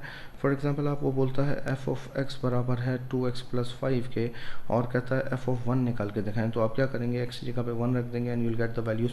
अब इसकी जगह वो कुछ भी रखवा सकता है, 2 भी रखवा सकता है, 5b - 5b, 3/5b, 2/5b। Similarly इसकी जगह पे वो a+1 भी रखवा सकता है, तो हम क्या करेंगे, 2 की जगह पे a+1 रखेंगे, सिंप्लीफाई करेंगे and will get the values. एक और सवाल बोलता है, वो बोलता है find F inverse of x. अगर वो इनवर्स निकलवाए तो इनवर्स के लिए बेहतर तरीका यही है कि एक हम पैटर्न बना लेते हैं। हम क्या करते हैं, एफ ऑफ एक्स को बराबर रखते हैं वाई के। मैं यहाँ पर स्टेप्स भी लिखता रहूँगा और उसकी सोल्यूशन भी करता रहता हूँ। तो मैंने एफ ऑफ एक्स की जगह पे वाई लिख दिया। फिर वो मुझे क्या, फिर मैं क्या करूँगा, फिर मैं एक्स को सब्जेक्ट बनाऊँगा, सही है। एक्स को सब्जेक्ट बनाते हैं, मेक एक्स सब्जेक्ट। तो एक्स को सब्जेक्ट बनाने के लिए y - 5/2 = x, एक्स सब्जेक्ट बन गया।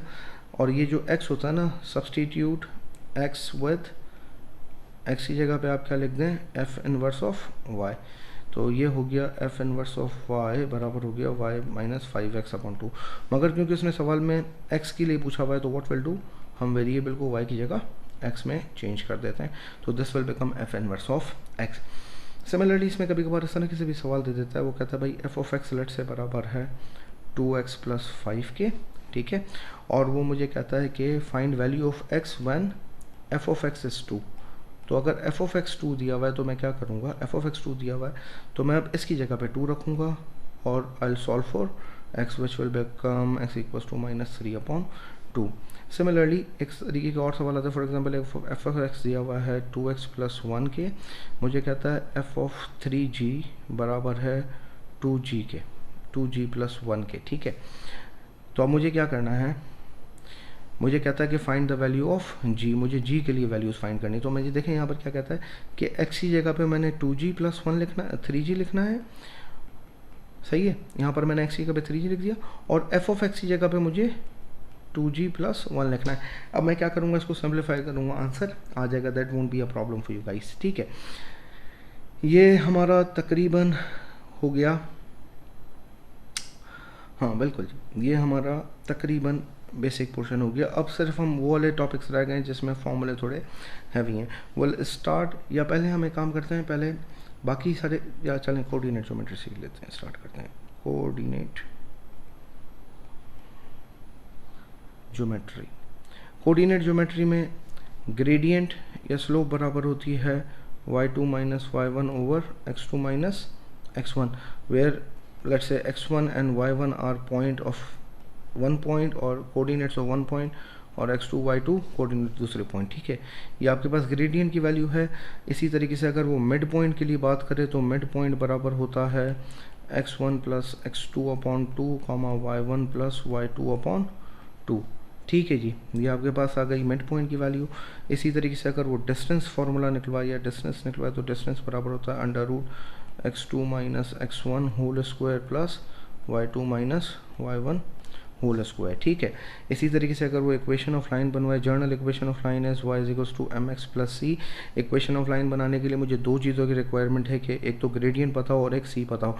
फॉर एग्जांपल मुझे एक पॉइंट दिया हुआ है 2, 3 और q पॉइंट दिया हुआ है 4 और लेट्स से 9 कर लेते हैं ताकि थोड़ा सा इजी हो जाए। तो ग्रेडियंट आ जाएगा y2 - y1 9 - 3/4 - 2। तो gradient will be 6/2 which will B 3। तो इक्वेशन ऑफ लाइन हो जाएगी y = 3x + c निकालने के लिए मैं इन दोनों में से कोई भी पॉइंट इसमें सब्सटीट्यूट करता हूँ ताकि मुझे वैल्यू मिल जाए। फॉर एग्जांपल मैं पहला ही पॉइंट सब्सटीट्यूट कर देता हूँ, तो 3 विल बिकम 3 × 2 + c, तो c will become 3 - 6, c will become -3। तो your equation of line will be y = 3x - 3, ठीक है। एक चीज़ याद रखिएगा ज़िंदगी भर के, जब भी पैरेलल लाइंस होंगी, parallel lines have same gradient, ठीक है जी। दो पैरेलल लाइंस का ग्रेडियंट सेम होगा। फॉर एग्जांपल एक ये लाइन जा रही और एक और लाइन ये पैरेलल है, तो इस लाइन का ग्रेडियंट अगर m1 है तो इसका ग्रेडियंट भी m1 ही होगा। ये m1, ये लेट्स से इसको 2 कह देते हैं ताकि आपको समझने में आसानी हो जाए। ये m2 है तो m1 और m2 हमेशा बराबर ही होंगे। तो अगर फॉर एग्जांपल मुझे कहता है इसी लाइन के लिए, मुझे कहता है कि another line is parallel to this line, इस लाइन के पैरेलल है, मुझे एक पॉइंट दे देता है फॉर एग्जांपल 5,8, मुझे कहता है वो लाइन पास करी 5,8 से, find the equation of that line. तो व्हाट आई डू, मैं इधर से इसका ग्रेडियंट उठाऊंगा, न्यू लाइन की इक्वेशन में इसका ग्रेडियंट रख दूंगा, सी के लिए फिर ये पॉइंट पुट करूँगा, and I will get the value for C. Similarly अगर वो परपेंडिकुलर लाइन की बात करें, अच्छा एक चीज़ और मैं यहाँ पर ऐड ऑन कर देता हूँ ताकि आपको याद रहे कि points that lie on same line have same gradient, ठीक है जी। फॉर एग्जांपल एक लाइन पे 4 पॉइंट्स लाई करते हैं A, B, C, D। अब मैं ग्रेडियंट ऑफ ए बी निकालूँ, ग्रेडियंट ऑफ बी सी निकालूँ, ग्रेडियंट ऑफ सी डी निकालूँ, ग्रेडियंट ऑफ डी ए निकालूँ, कुछ भी ग्रेडियंट निकालूँ, इन सब के ग्रेडियंट्स इक्वली आएंगे। अच्छा समझिएगा, ग्रेडियंट ऑफ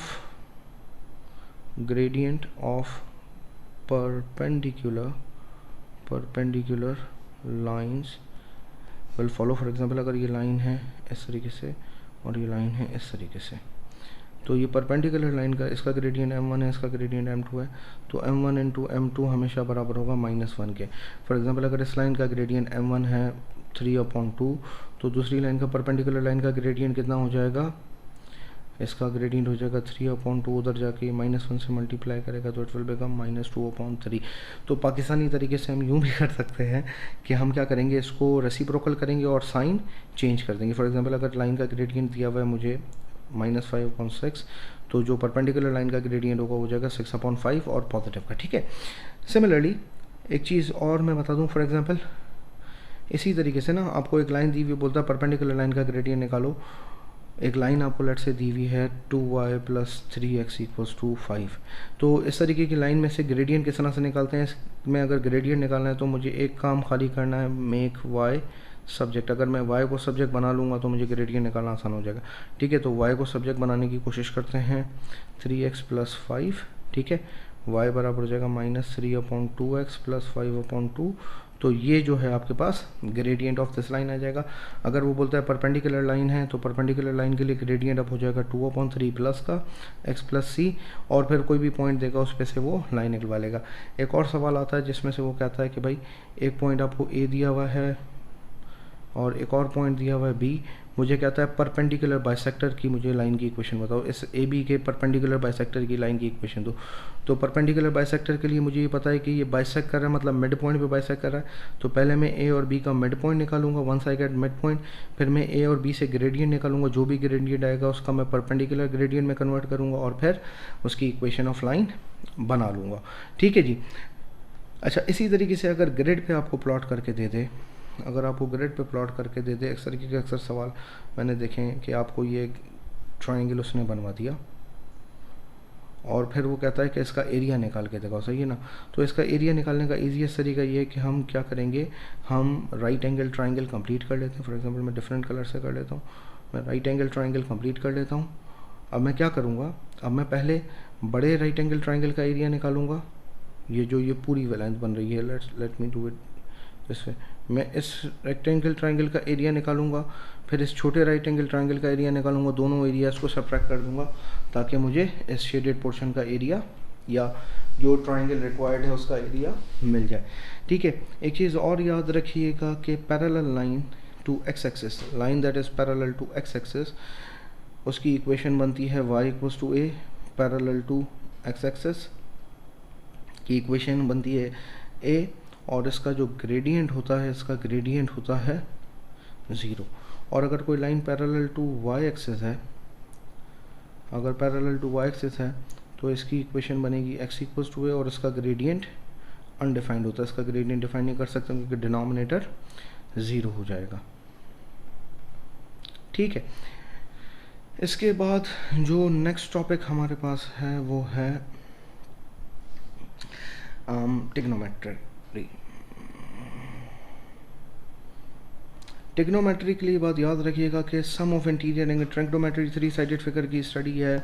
एक चीज़ समझिएगा कि कोई भी ट्रायंगल की लेंथ ऑफ साइड ना, किसी भी ट्रायंगल की लेंथ ऑफ साइड, अगर ये बात आपके दिमाग में है जो कि होपफुली होगी, कि किसी भी ट्रायंगल की length of side, for example अगर मैं इस लेंथ की बात करता हूँ तो ये लेंथ डिपेंड करती है इसके अपोजिट इस वाले एंगल के ऊपर, ठीक है। यही कंट्रोल कर रही होती है। अगर ये बात समझ में आ गई तो सारे फॉर्मूले याद रखना आपको बड़ा आसान हो जाएंगे, ठीक है। एक चीज़ समझिएगा कि ट्रायंगल के सम ऑफ इंटीरियर एंगल होता है, सम ऑफ इंटीरियर एंगल होता है 180। फॉर एग्जांपल अगर ये एंगल A है, ये एंगल B है, ये एंगल C है, तो they all will add up to 180, ठीक है जी। इसके बाद हमारे पास राइट एंगल अगर ट्रायंगल है, एक स्पेशल टाइप ऑफ ट्रायंगल है राइट एंगल ट्रायंगल। अगर मुझे राइट एंगल ट्रायंगल बना के दे दे तो राइट एंगल ट्रायंगल में जिस एंगल पे मैं काम कर रहा हूँ इस एंगल को मैं बेस बोलता हूँ, इसको परपेंडिकुलर बोलता हूँ और इसको हाइपोटेन्यूस बोलता हूँ। और एक और नाम से भी याद रखते हैं, बेस इसको बोलते हैं, ये एडजेसेंट हो जाएगा, ये ओपोजिट हो जाएगा, ठीक है। ये सिर्फ राइट एंगल ट्रायंगल के लिए स्पेसिफिकली। अगर मुझे दो साइड्स दी हुई हैं, तीसरी साइड निकालनी हो, दो साइड गिवन हो, तीसरी साइड निकालनी हो, तो मैं यूजुअली क्या यूज़ करता हूँ, पाइथागोरस थ्योरम यूज़ करता हूँ। Hypotenuse square is equals to base square plus perpendicular square, ठीक है। मगर अगर मुझे दो साइड और एक एंगल कोई भी दिया हो, फॉर एग्जांपल अगर ये एंगल दिया हुआ है तो ये बेस हो जाएगी, अगर लेट से ये एंगल दिया होता तो फिर ये बेस हो जाती और जो रिमेनिंग साइड है वो परपेंडिकुलर हो जाती। तो एंगल ऑफ एक्शन पे हम काम करते हैं कि किस एंगल पे हम काम कर रहे हैं, उसके मुताबिक हम बेस को डिसाइड करते हैं, बेस और परपेंडिकुलर को डिसाइड करते हैं। Hypotenuse is always opposite to right angle. ठीक है जी। साइन बराबर होता है परपेंडिकुलर अपॉन हाइपोटेन्यूज के, कॉस बराबर होता है बेस अपॉन हाइपोटेन्यूज के, tan बराबर होता है परपेंडिकुलर अपॉन बेस के। ठीक है। अच्छा, area of right angle triangle होता है, area of right angle triangle 1/2 base into perpendicular. ठीक है। अच्छा, मूविंग फॉरवर्ड, अगर मुझे कोई जर्नल ट्राइंगल दिया हुआ है इस तरीके से, कोई जर्नल ट्राइंगल मुझे इस तरीके से बना के दे दे, तो इस जर्नल ट्राइंगल के लिए ये बात याद रखिएगा, फॉर एग्जांपल ये साइड ए है, ये बी एंगल है, ये सी एंगल है, इसके अपोजिट साइड को ये बोलते हैं, ये बी हो गया, ये सी हो गया। अगर मुझे दो साइड्स और दो एंगल्स में से कोई भी तीन चीज़ें दी हुई और बाकी एक चीज़ निकलवाना है तो I will be using law of sine. Law of sine कहता है A upon sine angle A बराबर होगा B upon sine angle B which is equal to C upon sine angle C. अच्छा, इसमें मैं एक चीज़ बताना भूल गया, मैं यहाँ पर लिख देता हूँ ताकि आपको याद रहे कि साइन का एंगल एक्यूट और ऑब्ट्यूज एंगल दोनों बराबर होते हैं। अक्सर वो सवालों में बोलता है फाइंड द ऑब्ट्यूज एंगल, तो ऑब्ट्यूज एंगल के लिए क्या करेंगे, जो भी साइन का एंगल आएगा, लेट से 50 आता है तो उसको आप क्या करेंगे 180 से माइनस करेंगे, वो ऑब्ट्यूज एंगल बन जाएगा। ठीक है। इसी तरीके से कॉस एक्स बोलता है तो कॉस के लिए हम इसकी साइन चेंज करनी पड़ती है, कॉस के लिए इसकी साइन चेंज हो जाती है। ठीक है। अच्छा, राइट एंगल ये आपके पास आ गया लॉ ऑफ साइन। इसी तरीके से अगर इसी ट्राइंगल में से कोई भी तीन साइड्स और एक एंगल में से, इन चारों में से कोई एक चीज़ निकालनी है और बाकी तीन चीज़ें की मैंने, तो फिर हम लॉ ऑफ कोसाइन यूज़ करते हैं। लॉ ऑफ कोसाइन देखें किस तरीके से चलता है।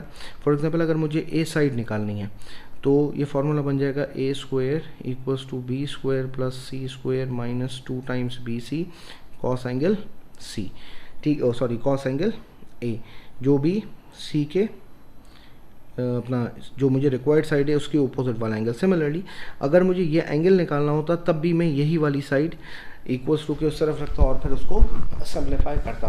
बाकी अगर चाहें तो उसके अदर 2 फॉर्मूले भी लिख लें, वो मसला नहीं है, मगर ये कि सिर्फ याद आपने ये चीज़ रखनी है कि हमने जो भी साइड निकालनी है उसको इक्वल्स टू के दूसरी तरफ रखना है।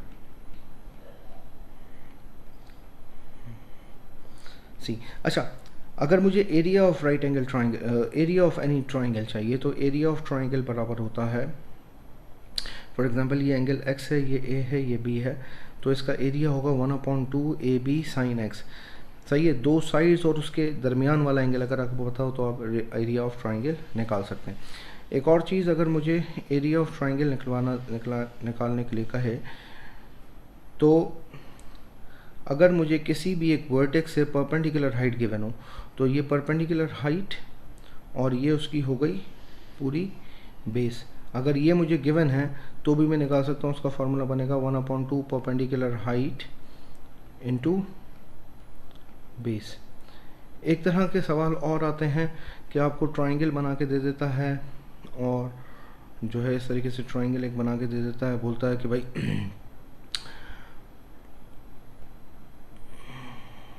ये लेट्स से मैं ये बना लेता हूँ, ये ए बी सी, मुझे कहता है कि भाई let's say John is walking on side A B, at what point he will be closest to point C. तो जब भी क्लोजेस्ट टू पॉइंट सी बोले या shortest distance from point C बोले तो मतलब मुझे यहाँ पर परपेंडिकुलर ड्रॉ करना है और फिर नेचर ऑफ क्वेश्चन के मुताबिक मैं ये जो भी वैल्यू मुझसे पूछ रहा होगा मैं निकालूंगा। मगर जब भी शॉर्टेस्ट डिस्टेंस बोले तो हम परपेंडिकुलर ड्रॉ करेंगे। सिमिलरली वो बोलता है कि इस सी के ऊपर एक लेट से ट्री लगा हुआ है और वो बोलता है कि एक बंदा ए से बी की तक आ रहा है, मुझे बताएं कि इस ए बी लाइन पे कौन सा ऐसा पॉइंट होगा जहाँ पर एंगल ऑफ एलिवेशन मैक्सिमम हो। तो एंगल ऑफ एलिवेशन मैक्सिमम भी इसका परपेंडिकुलर पे ही होगा। जब वो बिल्कुल उस सी पॉइंट के बिल्कुल नीचे आके खड़ा हो जाएगा तो उसका एंगल ऑफ एलिवेशन मैक्सिमम हो जाएगा। अच्छा, this is all you need to know in trigonometry. इसके बाद हमारे पास टॉपिक आता है मेंसुरेशन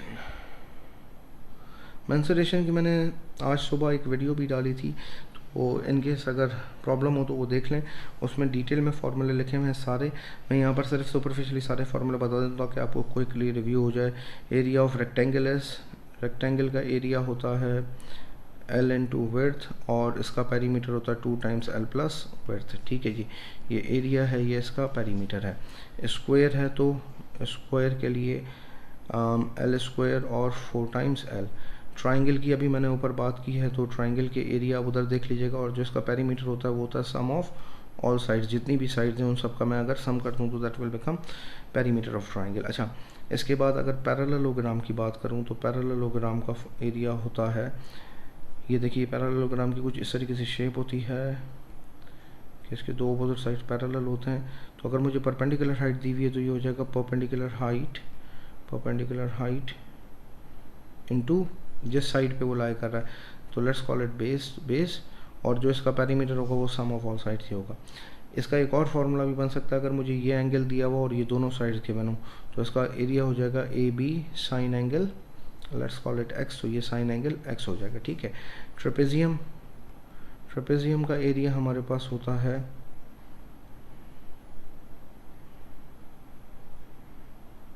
फॉर एग्जांपल ये इस तरीके से दिया हुआ है, ये इसकी परपेंडिकुलर हाइट है, ये पैरेलल साइड्स हैं, तो इसका एरिया हो जाएगा 1/2 sum of parallel sides into height, और पेरीमीटर इसका वही सम ऑफ ऑल साइड्स, जितनी भी साइड्स हैं। एक लॉजिकल बात बता रहा हूँ आपको कि अक्सर सॉल्यूशन ऑफ इक्वेशन में सवाल पूछ लेता है, तो सॉल्यूशन ऑफ इक्वेशन में अगर वो सवाल पूछता है कि fencing is required to fence a rectangular plot, तो वो बेसिकली आपसे पेरीमीटर की बात कर रहा है। ये बात समझिएगा कि वो आपसे पेरीमीटर की बात करे और फिर हम उसको पेरीमीटर ही कंसीडर करेंगे। ठीक है, या लेट्स से अगर मुझे कहता है कि एक वॉल के सामने मुझे एक प्लॉट को फेंस करना है, तो फिर मैं 3 साइड प्लॉट करूँगा। फॉर एग्जाम्पल ये वॉल है, तो इसको तो मुझे फेंस करने की ज़रूरत नहीं पड़ेगी, तो फिर जो मेरा पेरीमीटर बनेगा वो सिर्फ इन 3 साइड्स पर बनेगा। For example ABC, in ABC sides पर मेरा पूरा पेरीमीटर कवर हो रहा होगा। ये बात थोड़ी सी समझ लीजिएगा। अच्छा, ट्रेपेजियम हो गया। ट्रेपेजियम के बाद हमारे पास सर्किल है। सर्किल का एरिया होता है pi R square, where R is radius, और सरकमफेरेंस होता है 2 पाई आर। अगर सेमी सर्किल है तो सेमी सर्किल के लिए आपके पास एरिया हो जाएगा पाई आर स्क्वायर, और आर्क लेंथ हो जाएगी पाई आर। ठीक है, पाई आर स्क्वायर अपॉन 2 और आर्क लेंथ हो जाएगी। इसी तरीके से अगर क्वाड्रेंट है 1/4 है, तो क्वाड्रेंट के लिए आपके पास हो जाएगा पाई आर स्क्वायर अपॉन 4, और आर्क लेंथ हो जाएगी पाई आर अपॉन 2। अब अगर इनका पेरीमीटर निकालना हो, समझिएगा बात, ये देखें सेमी सर्किल है, ये सेमी सर्किल है, तो सेमी सर्किल का ये बेसिकली कहलाता है आर्क लेंथ, ये वाला हिस्सा, ये हिस्सा इसका आर्क लेंथ कहलाता है। तो अगर आर्क लेंथ खाली पूछता है तो मैं ये बताऊंगा, अगर मुझसे पूछता है पूरा पेरीमीटर बताओ, तो पेरीमीटर में तो फिर ये एक डायमीटर भी लग रहा है या 2 रेडियस भी लग रहे हैं, तो पेरीमीटर इसका हो जाएगा पाई आर प्लस 2r, और इसका भी हो जाएगा pi R upon 2 plus 2r, which is देखें इसमें भी आपके पास इसी तरीके से 2 आएंगे, ये 2 रेडियस आ गए और ये एक आर्क लेंथ आ गई। ठीक है, इसी तरीके से सेक्टर की अगर बात करेगा तो सेक्टर के लिए भी यही होगा। सेक्टर के लिए भी यही होगा कि ये लेंथ आर्क हो जाएगी, ये आपके पास पूरा एरिया हो जाएगा, एंगल फ्रॉम सेंटर उसने ज़रूर दिया होगा। तो सेक्टर का एरिया होता है x/360 pi R square, arc length होती है x/360 2 पाई आर, और पेरीमीटर होता है x/360 2 pi are plus 2r। ठीक है, अच्छा इसके बाद हमारे पास जो 3D शेप्स हैं, 3D शेप में जो बेसिक शेप्स हमें दी हुई होती हैं उसमें एक है क्यूब का वॉल्यूम होता है L3, और टोटल सरफेस एरिया इसका होता है अल्लाह आपका भला करे 6L स्क्वायर। ठीक है, अच्छा क्यूबॉइड के लिए वॉल्यूम होता है length into width into height, और टोटल सरफेस एरिया इसका होता है 2 times length into width plus 2 times width into height plus 2 times length into height. इसी तरीके से अगर आपको ट्राइंगुलर प्रिज्म दिया हुआ है, ट्राइंगुलर प्रिज्म, तो उसके लिए प्रिज्म बेसिकली वो शेप होती है जिसके दो अपोजिट फेसेस सेम हो, और हम बेस एरिया बोलते हैं उस फेस को जो कि सेम फेस हैं, सिमिलर फेसेस हैं। तो इसका वॉल्यूम हो जाएगा एरिया ऑफ ट्राइंगल, जो भी आपको एरिया ऑफ ट्राइंगल है, क्योंकि same face area of triangle वाले ही बनेंगे ना। देखें अगर ये प्रिज्म बना के वो मुझे दे देता है तो प्रिज्म का सिर्फ जो सेम फेसेस वाले यही बनेंगे ना, तो यही दो सेम फेसेस बनेंगे, बाकी तो रेक्टेंगल हैं वो सारे सेम फेसेस नहीं बनेंगे। तो एरिया ऑफ ट्राइंगल ये एरिया ऑफ ट्राइंगल हो जाएगा और ये वाली लेंथ उसकी हाइट हो जाएगी, ठीक है। इसी तरीके से अगर वो कोई सेक्टर इस तरीके से बना के दे देता है और वो प्रिज्म की शेप में देता है, जिस तरह से स्लाइस ऑफ केक होता है, इस तरीके से अगर वो दे देता है तो इसका एरिया कितना हो जाएगा x/360, ये base area πr² into height. Similarly अगर सिलेंडर बना के दे देता है तो सिलेंडर का, अच्छा इसके अगर टोटल सरफेस एरिया निकालना है, टोटल सरफेस एरिया के लिए क्या करेंगे आप, area of this triangle plus ये तीन रेक्टेंगल्स बनेंगे। एक रेक्टेंगल इस तरीके से जब ये ओपन होगा तो ये इस तरीके से रेक्टेंगल्स भी आएंगे, तो इन तीनों रेक्टेंगल्स का एरिया डिपेंडिंग ऑन डायमेंशंस और ये दो ट्राइंगल्स का एरिया, ठीक है। सेक्टर में भी यही होगा कि area of sector twice area of sector, एक ऊपर सेक्टर बना हुआ है एक नीचे सेक्टर बना हुआ है, x/360 πr², ये दो हो जाएंगे ऐसे सेक्टर्स, ठीक है। एक रेक्टेंगल ये और एक रेक्टेंगल इसके पीछे, ऐसे दो रेक्टेंगल्स हो जाएंगे। फॉर एग्जांपल अगर ये r लेता हूँ लेंथ और ये हाइट लेता हूँ तो r इंटू एच, और एक ये वाला जो हाइट होगी ये होगी arc length of a sector, तो इसका फॉर्मूला हो जाएगा x/360 2πr, ये आपके पास ये वाली लेंथ आ गई और उसके साथ ये वाली हाइट चलेगी, सही है ना, इंटू हाइट, तो इसका टोटल सरफेस एरिया ये हो जाएगा, ठीक है। इसी तरीके से अगर वो सिलेंडर की बात करें तो सिलेंडर के लिए वो यूजली वॉल्यूम्स आपको देता है, volume of cylinder is πr²h और टोटल सरफेस एरिया इज, अच्छा इसमें दो किस्म के सरफेस एरिया हैं, चले मैं दोनों लिख देता हूँ, curve surface area plus base area. तो कर्व सरफेस एरिया इसका होता है 2πrh और बेस एरिया इसका होता है πr²। तो जब मैं टोटल सरफेस एरिया निकालूंगा तो ट्वाइस दो सर्कल ऊपर नीचे हैं तो इसलिए वो हो जाएगा। Similarly volume of cone is 1/3 πr²h, सही है, और इसका टोटल सरफेस एरिया होता है, या कर्व सरफेस एरिया इसका होता है, कर्व सरफेस एरिया इसका होगा πrl, l being slant height, सही है, ये स्लांट हाइट होती है, लेट्स से ये कोन बनी हुई है तो ये उसकी स्लांट हाइट हो जाएगी, ठीक। और इसका टोटल सरफेस एरिया होता है πrl plus πr², area of square area of circle आपका नीचे जो है। फिर अगर वॉल्यूम ऑफ पिरामिड बोले तो वॉल्यूम ऑफ पिरामिड बराबर होता है 1/3 बेस एरिया, जो भी बेस बनी हुई है फिर वो स्क्वायर है रेक्टेंगल है, इंटू हाइट, हाइट इसकी परपेंडिकुलर होती है। और अगर आपको टोटल सरफेस एरिया बोले तो सारे एरियाज़ को आप उसकी नेट बना के सारे सरफेस एरियाज़ को आप ऐड कर देंगे, ठीक है। इसमें फिर एक और तरीके के सवाल आते हैं, similarity and congruency. Similarity and congruency में सिमिलर फिगर्स वो फिगर्स होती हैं जिनकी शेप सेम हो मगर साइज़ डिफरेंट हो, सही है ना, सेम शेप्स डिफरेंट साइज़। तो जब इस तरीके से हो तो इनके लेंथ का रेशो, फॉर एग्जांपल मैं एक फिगर बना लेता हूँ ताकि आपको आइडेंटिफाई करना आसान हो जाए। सिमिलर फिगर्स के लिए फॉर एग्जांपल ये लेंथ L1 है, ये W1 है, ये L2 है, ये W2 है, तो इनकी लेंथ का रेशो L1/L2 W1 या ऐसे कर लेते हैं W2, ये दोनों बराबर होंगे। इनके एरिया का रेशो A1/A2 बराबर होगा L1/L2 होल स्क्वायर के। इनके वॉल्यूम का रेशो बराबर होगा L1/L2 होल क्यूब के। अच्छा जी, अगर मास का रेशो पूछता है तो मास का रेशो भी इसी तरीके से बराबर होगा, अगर ये 3 डायमेंशनल फिगर्स के लिए बात कर लेता हूँ, सही है। तो ये तो आपके पास हो गए सिमिलर फिगर। अच्छा, सिमिलर फिगर्स का प्रूफ अगर पूछे ट्राइंगल्स के लिए तो ये बात याद रखिएगा कि similar figures have all angles of triangle are equal, सही ना, दोनों ट्राइंगल के सारे एंगल्स बराबर होंगे तभी दो ट्राइंगल सिमिलर होंगे, नहीं तो सिमिलर नहीं होंगे इसके प्रूफ के लिए। या लेंथ का रेशो, उनकी जो लेंथ का रेशो दिया हुआ है वो लेंथ का रेशो बराबर रख के भी हम ये चीज़ प्रूव कर सकते हैं कि ये दोनों ट्राइंगल्स सिमिलर हैं या नहीं हैं, ठीक है, depending on nature of scenario. फिर कॉन्ग्रुएंसी टेस्ट किस तरीके से होता है? कॉन्ग्रुएंट फिगर्स वो फिगर्स होती हैं जो दो ट्राइंगल्स एग्जैक्ट सेम दिखते हो। तो कॉन्ग्रुएंट फिगर्स वो फिगर्स होती हैं, फॉर एग्जांपल इसके लिए हमारे पास तीन साइड्स हैं। एक साइड है कि अगर तीनों साइड किसी भी ट्राइंगल के बराबर हैं, किसी भी ट्राइंगल के, बहुत छोटे बना दिए, किसी भी ट्राइंगल के तीनों साइड्स अगर बराबर हैं तो हम बोलेंगे कि ट्राइंगल कॉन्ग्रुएंट है, और जो प्रॉपर्टी होगी वो साइड एंगल साइड होगी, और साइड होगी। साइड एंगल साइड क्या है कि दो साइड्स और बीच वाला एंगल, इसी तरीके से किसी भी ट्राइंगल के दो साइड्स और बीच वाला एंगल बराबर हो तो वो साइड एंगल साइड की प्रॉपर्टी लग जाएगी। फिर एंगल साइड, तो वो किस तरीके से प्रूव होगा कि एक साइड पे किसी भी ट्राइंगल का कोई एक साइड और उस पर जो लाई करने वाले दो एंगल बराबर हैं तब भी ये ट्राइंगल कॉन्ग्रुएंट हो जाएगा। और राइट एंगल हाइपोटेन्यूस साइड, किसी भी राइट एंगल ट्राइंगल के अगर हाइपोटेन्यूस और कोई भी एक साइड बराबर हो तो भी ये ट्राइंगल कॉन्ग्रुएंट होते हैं।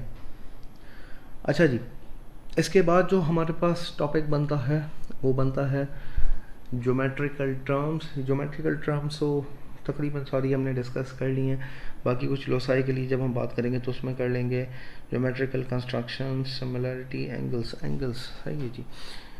पॉलीगॉन्स पे बात करते हैं, एंगल्स ऑफ पॉलीगॉन पे। Polygon is any N sided figure, for example N side मतलब कोई भी 5, 6, 7, 8 साइड फिगर, सही है जी। एक चीज़ याद रखिएगा, sum of interior angles of polygon, किसी भी पॉलीगॉन के इंटीरियर एंगल, सब इंटीरियर एंगल का अगर मुझे सम निकालना हो तो बराबर होता है n-2 इंटू 180 के, n being number of side. अगर मुझे रेगुलर पॉलीगॉन हम कहते हैं ऐसे पॉलीगॉन को जिसकी सारी साइड्स भी बराबर हों और सारे एंगल्स भी बराबर हों। ये बहुत ज़्यादा हेल्पफुल है, बहुत सारे सवाल होते हैं इसमें आइसोसेलेस ट्राइंगल्स बन रहे होते हैं, तो इसलिए समझिएगा बात कि रेगुलर पॉलीगॉन हम बोलते हैं वो पॉलीगॉन जिसके सारे साइड्स और सारे एंगल्स बराबर हों। तो रेगुलर पॉलीगॉन का एक एंगल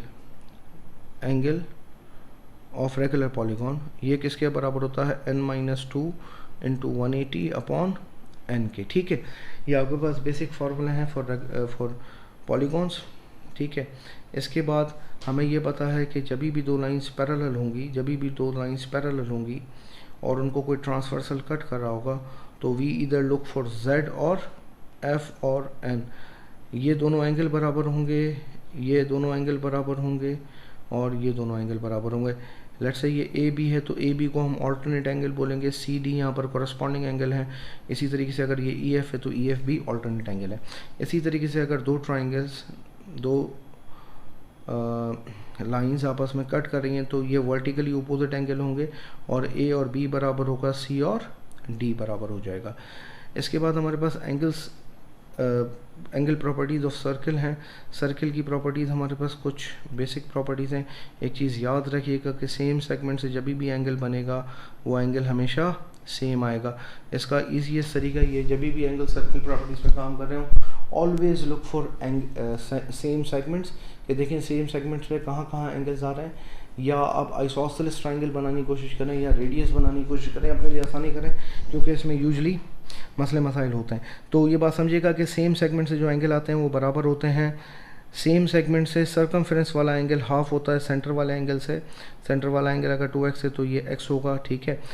इसी तरीके से अगर एक ट्राइंगल सर्किल के अंदर बना हुआ है और एक साइड उसकी डायामीटर है, तो जो इस डायामीटर के अपोजिट वाला एंगल होगा ये हमेशा 90 डिग्री होगा।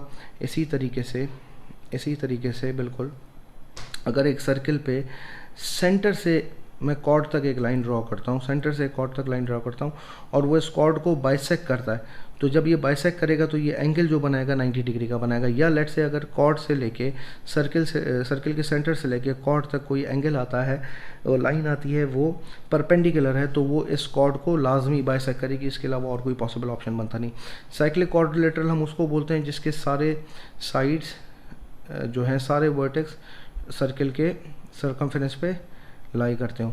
तो अगर ऐसा कोई साइक्लिक क्वाड्रिलेटरल दिया हुआ है आपको, तो साइक्लिक क्वाड्रिलेटरल के अपोजिट एंगल्स का सम 180 होता है, सी और ये डी, तो ए प्लस बी 180 होगा और सी प्लस डी भी 180 ही होगा। सिमिलरली अगर कोई टेंजेंट, एक सर्किल पे कोई टेंजेंट जा रहा है और पॉइंट ऑफ टेंजेंट से मैं अगर सेंटर के सर्किल के सेंटर तक आता हूँ तो ये एंगल भी 90 डिग्री होगा।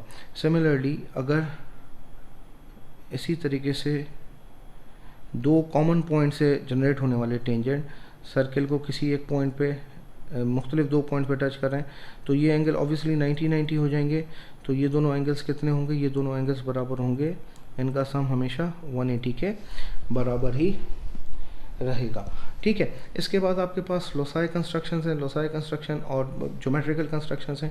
ट्राइंगल बनाना आसान है। ट्राइंगल में समझिएगा बात, ट्राइंगल में अगर तीनों साइड दी हुई हो तो कोई भी एक साइड आप ड्रॉ करेंगे यहाँ पर, फॉर एग्जांपल ए बी, जो भी उसकी डायमेंशन दी हुई है उसके मुताबिक, फिर जो ए सी का डिस्टेंस दिया हुआ है, ए से लेके सी तक आर्क खोलेंगे, कंपास खोलेंगे, यहाँ पर एक आर्क लगाएंगे, बी से लेके सी तक आर्क खोलेंगे, जो भी उसकी डायमेंशन दी हुई आर्क लगाएंगे और इस पॉइंट को मैच कर देंगे, ये आपका सर्कल ट्राइंगल बन जाएगा। इसी तरीके से अगर ए बी और कोई आपको एंगल दिया हुआ है, एक साइड दी हुई और एक एंगल दिया हुआ है, तो आप क्या करेंगे, लेट्स से इधर एंगल दिया हुआ है डी पे रख के, यहाँ से डी पे जो भी एंगल दिया हुआ है उस पर एक गाइडलाइन बनाएंगे।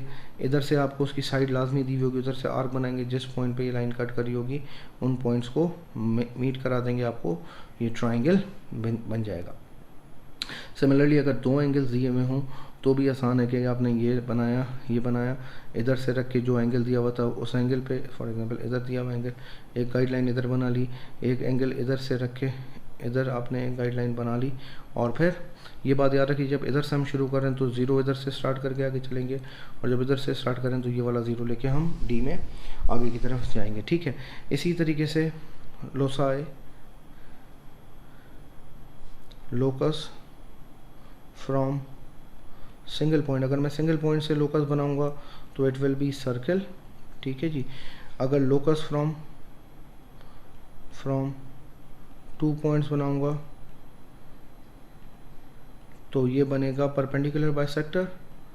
परपेंडिकुलर बाइसेक्टर किस तरह से बनाते हैं, फॉर एग्जांपल ये पॉइंट है ए बी, मैं क्या करूँगा, हाफ से ज़्यादा एंगल खोलूँगा, एक एंगल इधर, एक एंगल इधर, एक एंगल इधर, एक एंगल इधर, और इन दोनों को मीट करा दूंगा। ठीक है, तो ये आपका परपेंडिकुलर बाइसेक्टर बन जाएगा, जो कि फ़िलहाल तो नहीं लग रहा। अच्छा, लोकस फ्रॉम 2 लाइंस, तो जो भी लाइंस के दरमियान कॉमन एंगल दिया, लेट से ए बी और बी सी इधर है तो बी एंगल का हम एंगल बाइसेक्टर बनाएंगे। एंगल बाइसेक्टर किस तरीके से बनता है, फॉर एग्जांपल अगर आपके पास ये लाइन ए, ये बी है, ये ए है और ये सी है, तो मैं क्या करूँगा, एक आर्क इधर अपनी मर्ज़ी से खोल के आर्क लें। इधर याद रखिएगा कि आर्क हम इस लाइन के हाफ से ज़्यादा खोलेंगे परपेंडिकुलर बाइसेक्टर के लिए। इधर कितना भी आर्क खोलें, एक आर्क इधर, और फिर इस लाइन को मीट करा दूंगा, ये आपके पास परपेंडिकुलर बाइसेक्टर हो जाएगी। पैरेलल लाइन बनाने के लिए अगर नॉर्थ पे बनानी है तो किस तरीके से बनाएंगे, यहाँ पर लेट से 3 सेंटीमीटर के आप 2 आर्क बनाएंगे और फिर इसके टेंजेंट पे इस लाइन को मीट करा देंगे। ठीक है, ये आपके पास ज्योमेट्रिकल कंस्ट्रक्शन की बेसिक हो गई बिल्कुल। अच्छा, अब हमारे पास वेक्टर्स मैट्रिसेस रह गए हैं। ठीक है जी, हम वेक्टर्स के लिए बेसिक चीज़ें बता रहा हूँ क्योंकि वेक्टर्स वैसे जो है हम tip to tail rule follow कर रहे होते हैं। फॉर एग्जांपल अगर मुझे एक डायरेक्शन बना के दी हुई है इस तरीके से,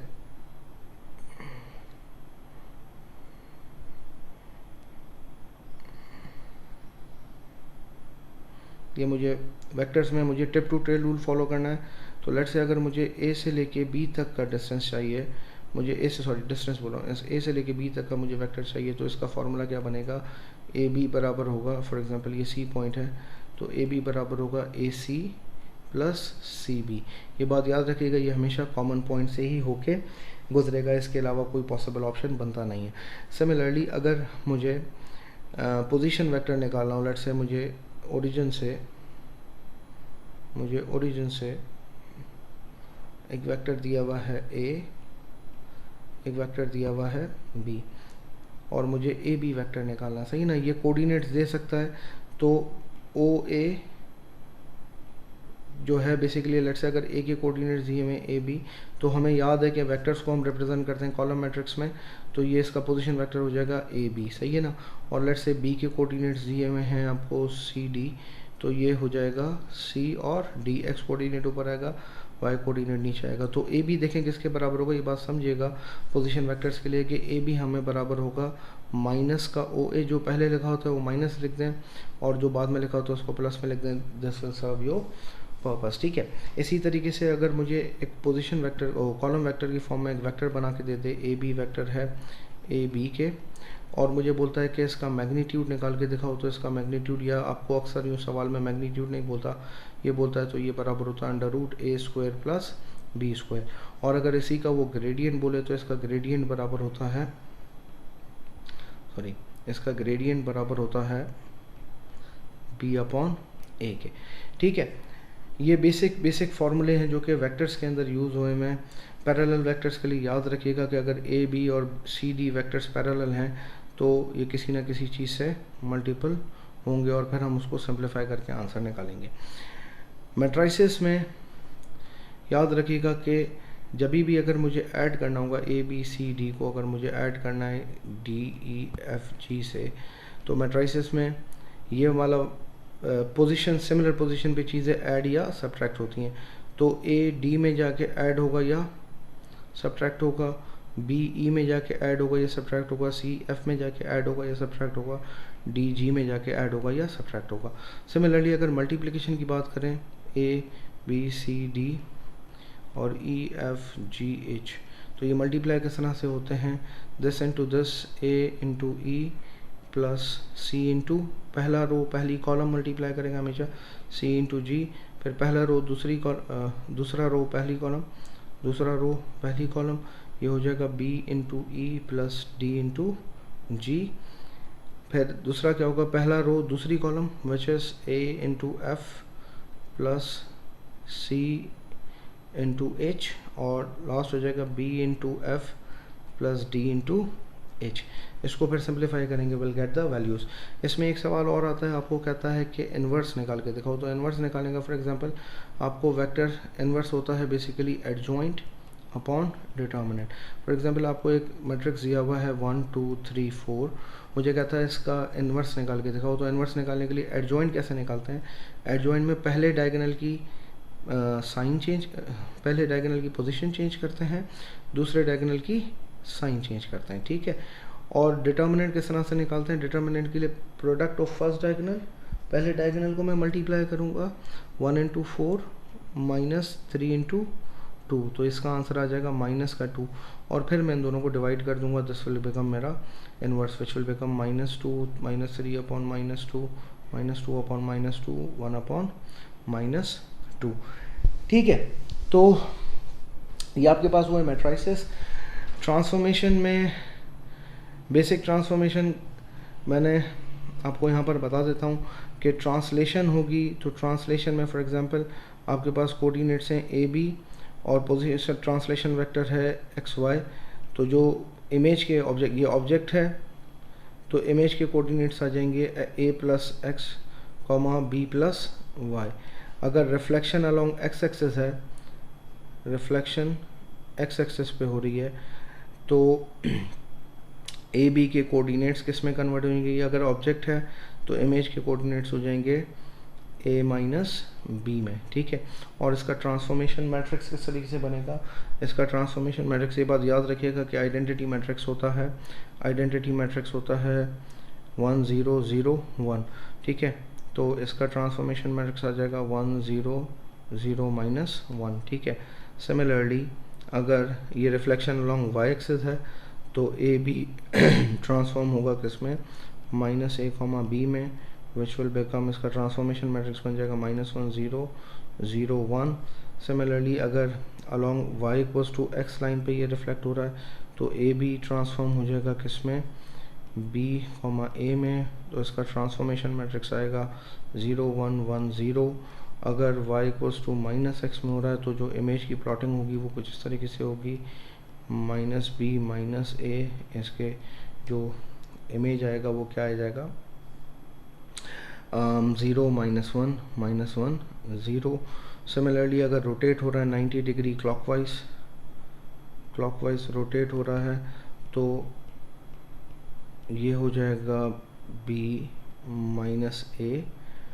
ठीक है। और इसका जो ट्रांसफॉर्मेशन मैट्रिक्स बनेगा वो क्या बनेगा, 0 -1 1 0, ठीक है। अगर 90 एंटी क्लॉकवाइज हो रहा है तो ए बी बराबर हो जाएगा -BA, और इसका ट्रांसफॉर्मेशन मैट्रिक्स बनेगा 0 1 -1 0। इसी तरीके से अगर 180 पे हो रहा है तो ए बी के जो इमेजेस आएंगे वो आएंगे -A -B पे, और इसका ट्रांसफॉर्मेशन मैट्रिक्स होगा -1 0 0 -1। और अगर ये एनलार्ज हो रहा है तो एनलार्जमेंट में ए बी, और अगर उसका स्केल फैक्टर k है तो ये बराबर हो जाएगा KA, KB के, जो कि हो जाएगा K0 0 K। एक चीज़ समझिएगा कि जब भी हम 180 डिग्री और सिर्फ बात याद रखिएगा, सिर्फ सेंटर ऑफ एनलार्जमेंट अगर निकालना हो तो 90 डिग्री क्लॉकवाइज और 90 डिग्री एंटी क्लॉकवाइज को ही हम सिर्फ परपेंडिकुलर बाइसेक्टर से निकालते हैं। बाकी 180 डिग्री या एनलार्जमेंट किसी भी किस्म की, उसमें हम तीनों पॉइंट्स को मीट कराते हैं। जिस पॉइंट को मीट कर जाए वो सेंटर ऑफ एनलार्जमेंट होता है। अब स्केल फैक्टर पॉजिटिव होगा या नेगेटिव, अगर shape similar same as it is बनी हो, उसमें फ्लिप वगैरह या वो टर्न वर्न नहीं हुई भी, तो आपकी जो शेप है वो आइडेंटिफिकेशन आपको सिर्फ समझा रहा हूँ, तो वो जो है आपके पास बराबर हो जाएगा किसके, पॉजिटिव स्केल फैक्टर के। और अगर वो शेप जो है वो उल्टी हुई हुई है तो आपका जो स्केल फैक्टर हो जाएगा वो माइनस के बराबर हो जाएगा। और स्केल फैक्टर निकालने के लिए क्या तरीका है, स्केल फैक्टर बराबर होता है image length upon object length, ठीक है जी। तो ये आपके पास हो गया ट्रांसफॉर्मेशन। इसके बाद प्रोबेबिलिटी इजी है बहुत। प्रोबेबिलिटी में हमने क्या करना है, प्रोबेबिलिटी बेसिकली बराबर होती है प्रोबेबिलिटी बेसिकली बराबर है chances of event, let's say, तो ये होगा कि इवेंट के कितने चांसेस हैं upon total chances. For example अगर मैं कहता हूँ एक बैग में 4 रेड बॉल्स हैं और 5 ब्लू बॉल्स हैं, तो जो प्रोबेबिलिटी ऑफ रेड बॉल क्या हो जाएगी 4/9, क्योंकि टोटल 9 बॉल्स हैं। अब फिर इसमें एक कॉन्सेप्ट आता है विद और विदाउट रिप्लेसमेंट। विद रिप्लेसमेंट में पूल चेंज नहीं होता, विदाउट रिप्लेसमेंट में पूल में से एक एक बॉल कम हो रही होती है, जिस तरीके से भी हो, ठीक है। प्रोबेबिलिटी ट्री भी बेसिकली एक अरेंजमेंट है जो सारी की सारी प्रोबेबिलिटीज़ बताती है। तो बेसिक प्रोबेबिलिटी का फॉर्मूला यही है कि भाई चांसेस ऑफ इवेंट, जो भी आपका डिज़ायर्ड इवेंट है वो अपॉन टोटल चांसेस के, टोटल चांसेस कितने बन रहे हैं, ठीक है। इसके बाद स्टैटिस्टिक्स में हमें मीन हम हमेशा बोलते हैं सम अपॉन टोटल को, ठीक है। अब तीन किस्म से मीन निकाल सकते हैं। अगर इस तरीके का डेटा है तो ये हो जाएगा, फॉर एग्जांपल अगर डेटा इस तरीके से दिया हुआ हो जिसमें 3, ये आपको नंबर दिए हैं 0 1 2 3 और ये उसकी फ्रीक्वेंसी दी हुई है लेट्स से 5 6 7 8, तो what you will do, you will multiply them 0 × 5 plus 1 × 6 plus 2 × 7 plus 3 × 8 और फिर इसको डिवाइड करोगे टोटल फ्रीक्वेंसी से विच इज़ 5 + 6 + 7 + 8, तो आपको आंसर आ जाएगा। और अगर आपको क्लास बाउंड्रीज बना के दे दे, इस तरीके से क्लास इंटरवल्स में दे दे 0 से लेके x 5 तक, फिर 5 से लेके x 10 तक, तो पहले मुझे इसका मिड पॉइंट निकालना पड़ेगा विच विल बिकम 2.5, इसका बिकम 7.5। मिड पॉइंट निकालूंगा, इसको मैं x कहूँगा, फिर जो भी मुझे फ्रीक्वेंसी दी हुई है उसको मैं मल्टीप्लाई करूँगा, fx निकालूंगा और फिर टोटल फ्रीक्वेंसी से उसको डिवाइड कर दूंगा। तो इसका मीन का एक जो बेसिक फार्मूला बनता है वो है sum of fx upon sum of f, ठीक है। फिर अगर मुझे इसी तरीके से उसने दिया हुआ हो सवाल में मॉडल क्लास, तो मॉडल मोस्ट रिपीटेड वैल्यू है, तो मॉडल क्लास होगी जिसकी फ्रीक्वेंसी सबसे ज़्यादा हो जाए। मीडियन मिडिल वैल्यू होती है, तो मीडियन निकालने का तरीका जब हम कम्युलेटिव फ्रीक्वेंसी करेंगे तो उसमें बता देंगे। अच्छा, हिस्टोग्राम बनाने के लिए आपको एक और चीज़ निकलवाता है फ्रीक्वेंसी डेंसिटी। फ्रीक्वेंसी डेंसिटी किसके बराबर होती है, फ्रीक्वेंसी डेंसिटी बराबर होती है फ्रीक्वेंसी अपॉन क्लास विड्थ, ठीक है। अच्छा, कम्युलेटिव फ्रीक्वेंसी किस तरह से निकालते हैं, कम्युलेटिव फ्रीक्वेंसी यार I am very bad by the spelling, तो spare me for that. Cumulative frequency निकालने के लिए हम क्या करते हैं, समझिएगा बात। फॉर एग्जांपल आपको एक डेटा दिया हुआ है इस तरीके से बना के 0 से x से लेके 5 तक, फिर 5 से लेके x से लेके 10 तक, फिर 10 से लेके x से लेके 15 तक, फिर 15 से x से 20 तक। ठीक है, तो ये किसके बराबर, लेट्स से ये फ्रीक्वेंसी दी हुई है 5, ये दी हुई है 8, ये दी हुई है 13, ये दी हुई है 15। तो कम्युलेटिव फ्रीक्वेंसी कर्व, इसका कम्युलेटिव फ्रीक्वेंसी क्या बनेगी, इसकी कम्युलेटिव फ्रीक्वेंसी बनेगी 5। फिर मैं क्या करूँगा, 5 में 8 ऐड कर दूंगा, इट विल बिकम 13, फिर 26 और फिर 41 और ये 51। तो कम्युलेटिव फ्रीक्वेंसी होगी। फिर इसके ग्राफ्स बनते हैं। मीडियन अगर निकालना हो तो मीडियन के लिए हम क्या करते हैं, मीडियन के लिए हम निकालते हैं 1/2 ऑफ टोटल फ्रीक्वेंसी और फिर उसकी value of x from graph. हम क्या करते हैं, ग्राफ से x की वैल्यू निकाल लेते हैं। ठीक है, अगर मुझे अपर क्वार्टाइल निकालना है तो अपर क्वार्टाइल क्या होता है, 3/4 ऑफ टोटल फ्रीक्वेंसी। जो भी वैल्यू आएगी उसकी मैं वैल्यू निकालूंगा, value of x from graph. सही है। और इसी तरीके से अगर लोअर क्वार्टाइल निकालना है तो lower quartile 1/4 of total frequency और फिर वही बात कि इसकी value of x from graph. ठीक है, लेट्स से अगर ये कम्युलेटिव फ्रीक्वेंसी का ग्राफ बना हुआ है तो जो भी वैल्यू है, लेट्स से ये 60 है तो पहले वैल्यू लोअर क्वार्टाइल आ जाएगा 15 पे, 15 से मैं ग्राफ पे आऊँगा, यहाँ से x की वैल्यू ले लूँगा, फिर 45 पे ग्राफ पे आऊँगा, ये वैल्यू ले लूँगा और मीडियन अगर मुझे निकालना है तो मैं 30 पे आऊँगा और ये वैल्यू निकालूँगा। और अगर मुझे बोलता है इंटर क्वार्टाइल रेंज बताओ, तो इंटर क्वार्टाइल रेंज क्या होती है कि ये जो दो वैल्यूज़ आई हुई हैं x की ग्राफ पे से, इन दोनों को मैं क्या कर दूंगा, सब्ट्रैक्ट कर दूंगा कि value of upper quartile minus value of lower quartile. अच्छा, इसके बाद सिर्फ एक चीज़ रह जाती है, सेट की कुछ वेन डायग्राम्स मैं आपको मॉडल वेन डायग्राम्स बना के दिखा देता हूँ ताकि पेपर में थोड़ा बहुत आपको आइडिया रहे। तो वेन डायग्राम किस तरीके से बनेगी इसकी, समझिएगा बात कि अगर मेरे पास मुझे कहता है कि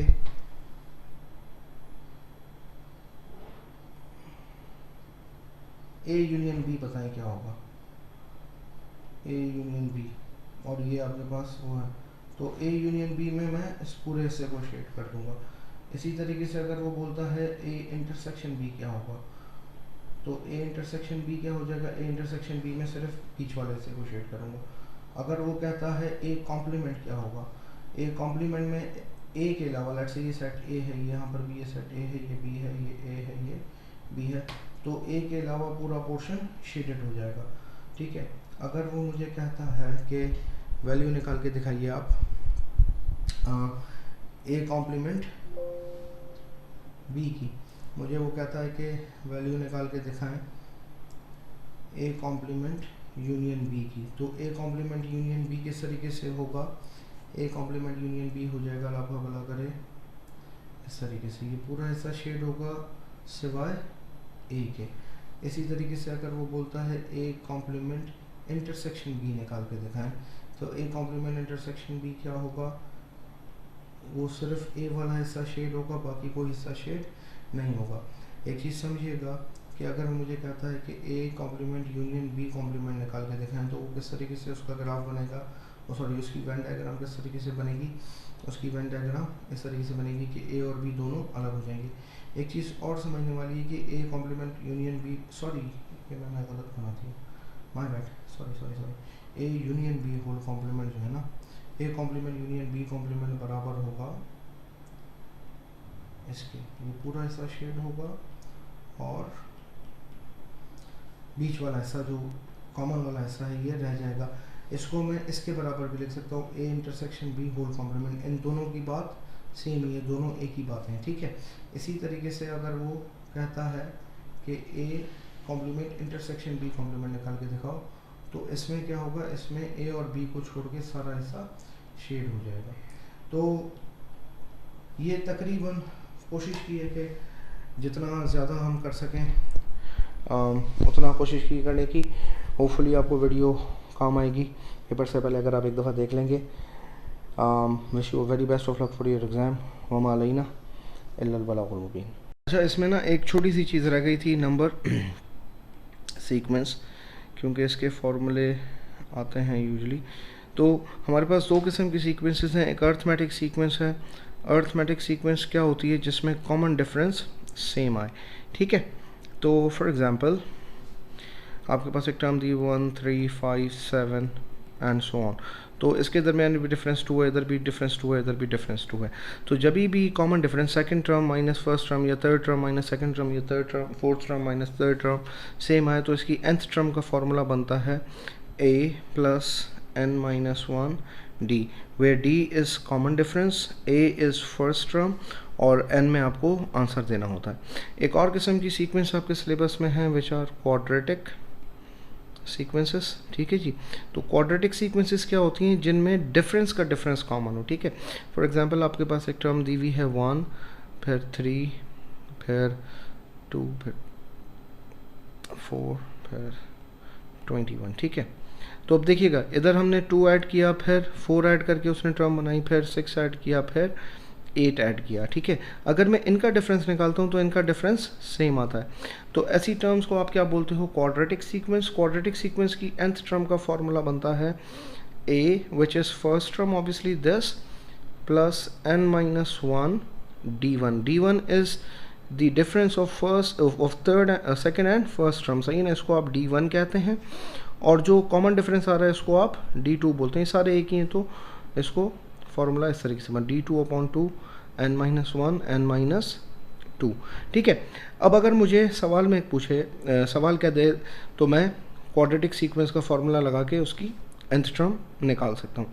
इसके अलावा एक टॉपिक और छोटा सा रह गया था बेयरिंग, जिसमें बच्चे बेवकूफ़ ये अक्सर ये करते हैं कि वो एंगल कहीं से ही बना लेते हैं। बेयरिंग के लिए ज़रूरी है कि it is angle from north, हमेशा ये नॉर्थ से बनता है, हमेशा ये क्लॉकवाइज डायरेक्शन में ही होगा, इसके अलावा किसी डायरेक्शन में नहीं हो सकता। And last but not least कि इसका आंसर हम लिखते हैं 3 डिजिट्स में, सही है। इसका आंसर हमेशा हम 3 डिजिट्स में स्पेसिफाई कर देते हैं। फॉर एग्जांपल अगर ये नॉर्थ है तो और इस पॉइंट का मुझे बेयरिंग चाहिए, तो ये हमेशा किस डायरेक्शन में आएगा? ये हमेशा इस डायरेक्शन में ही बनेगा, ठीक है। तो ऑलमोस्ट कोशिश की है सारा सिलेबस कवर हो। अगर कोई एक आध टॉपिक रह गया हो तो I am sorry for that, ठीक है। चलें, होपफुली आपके लिए ये हेल्पफुल होगी और वीडियो, और मैं I wish you very very best of luck, ठीक है जी। थोड़ा सा अपने आप को मोटिवेटेड रखिएगा ड्यूरिंग एग्जामिनेशन और जो है कोशिश करिएगा कि जितने सवाल उनको लॉजिकली पढ़ें, समझें, उसको प्लान करें किस तरीके से करना है और फिर अपना पेपर अटैम्प्ट करेगा। तो मेरी तरफ से very best of luck for you guys और वमा अलैना इल्लल बलागुल मुबीन।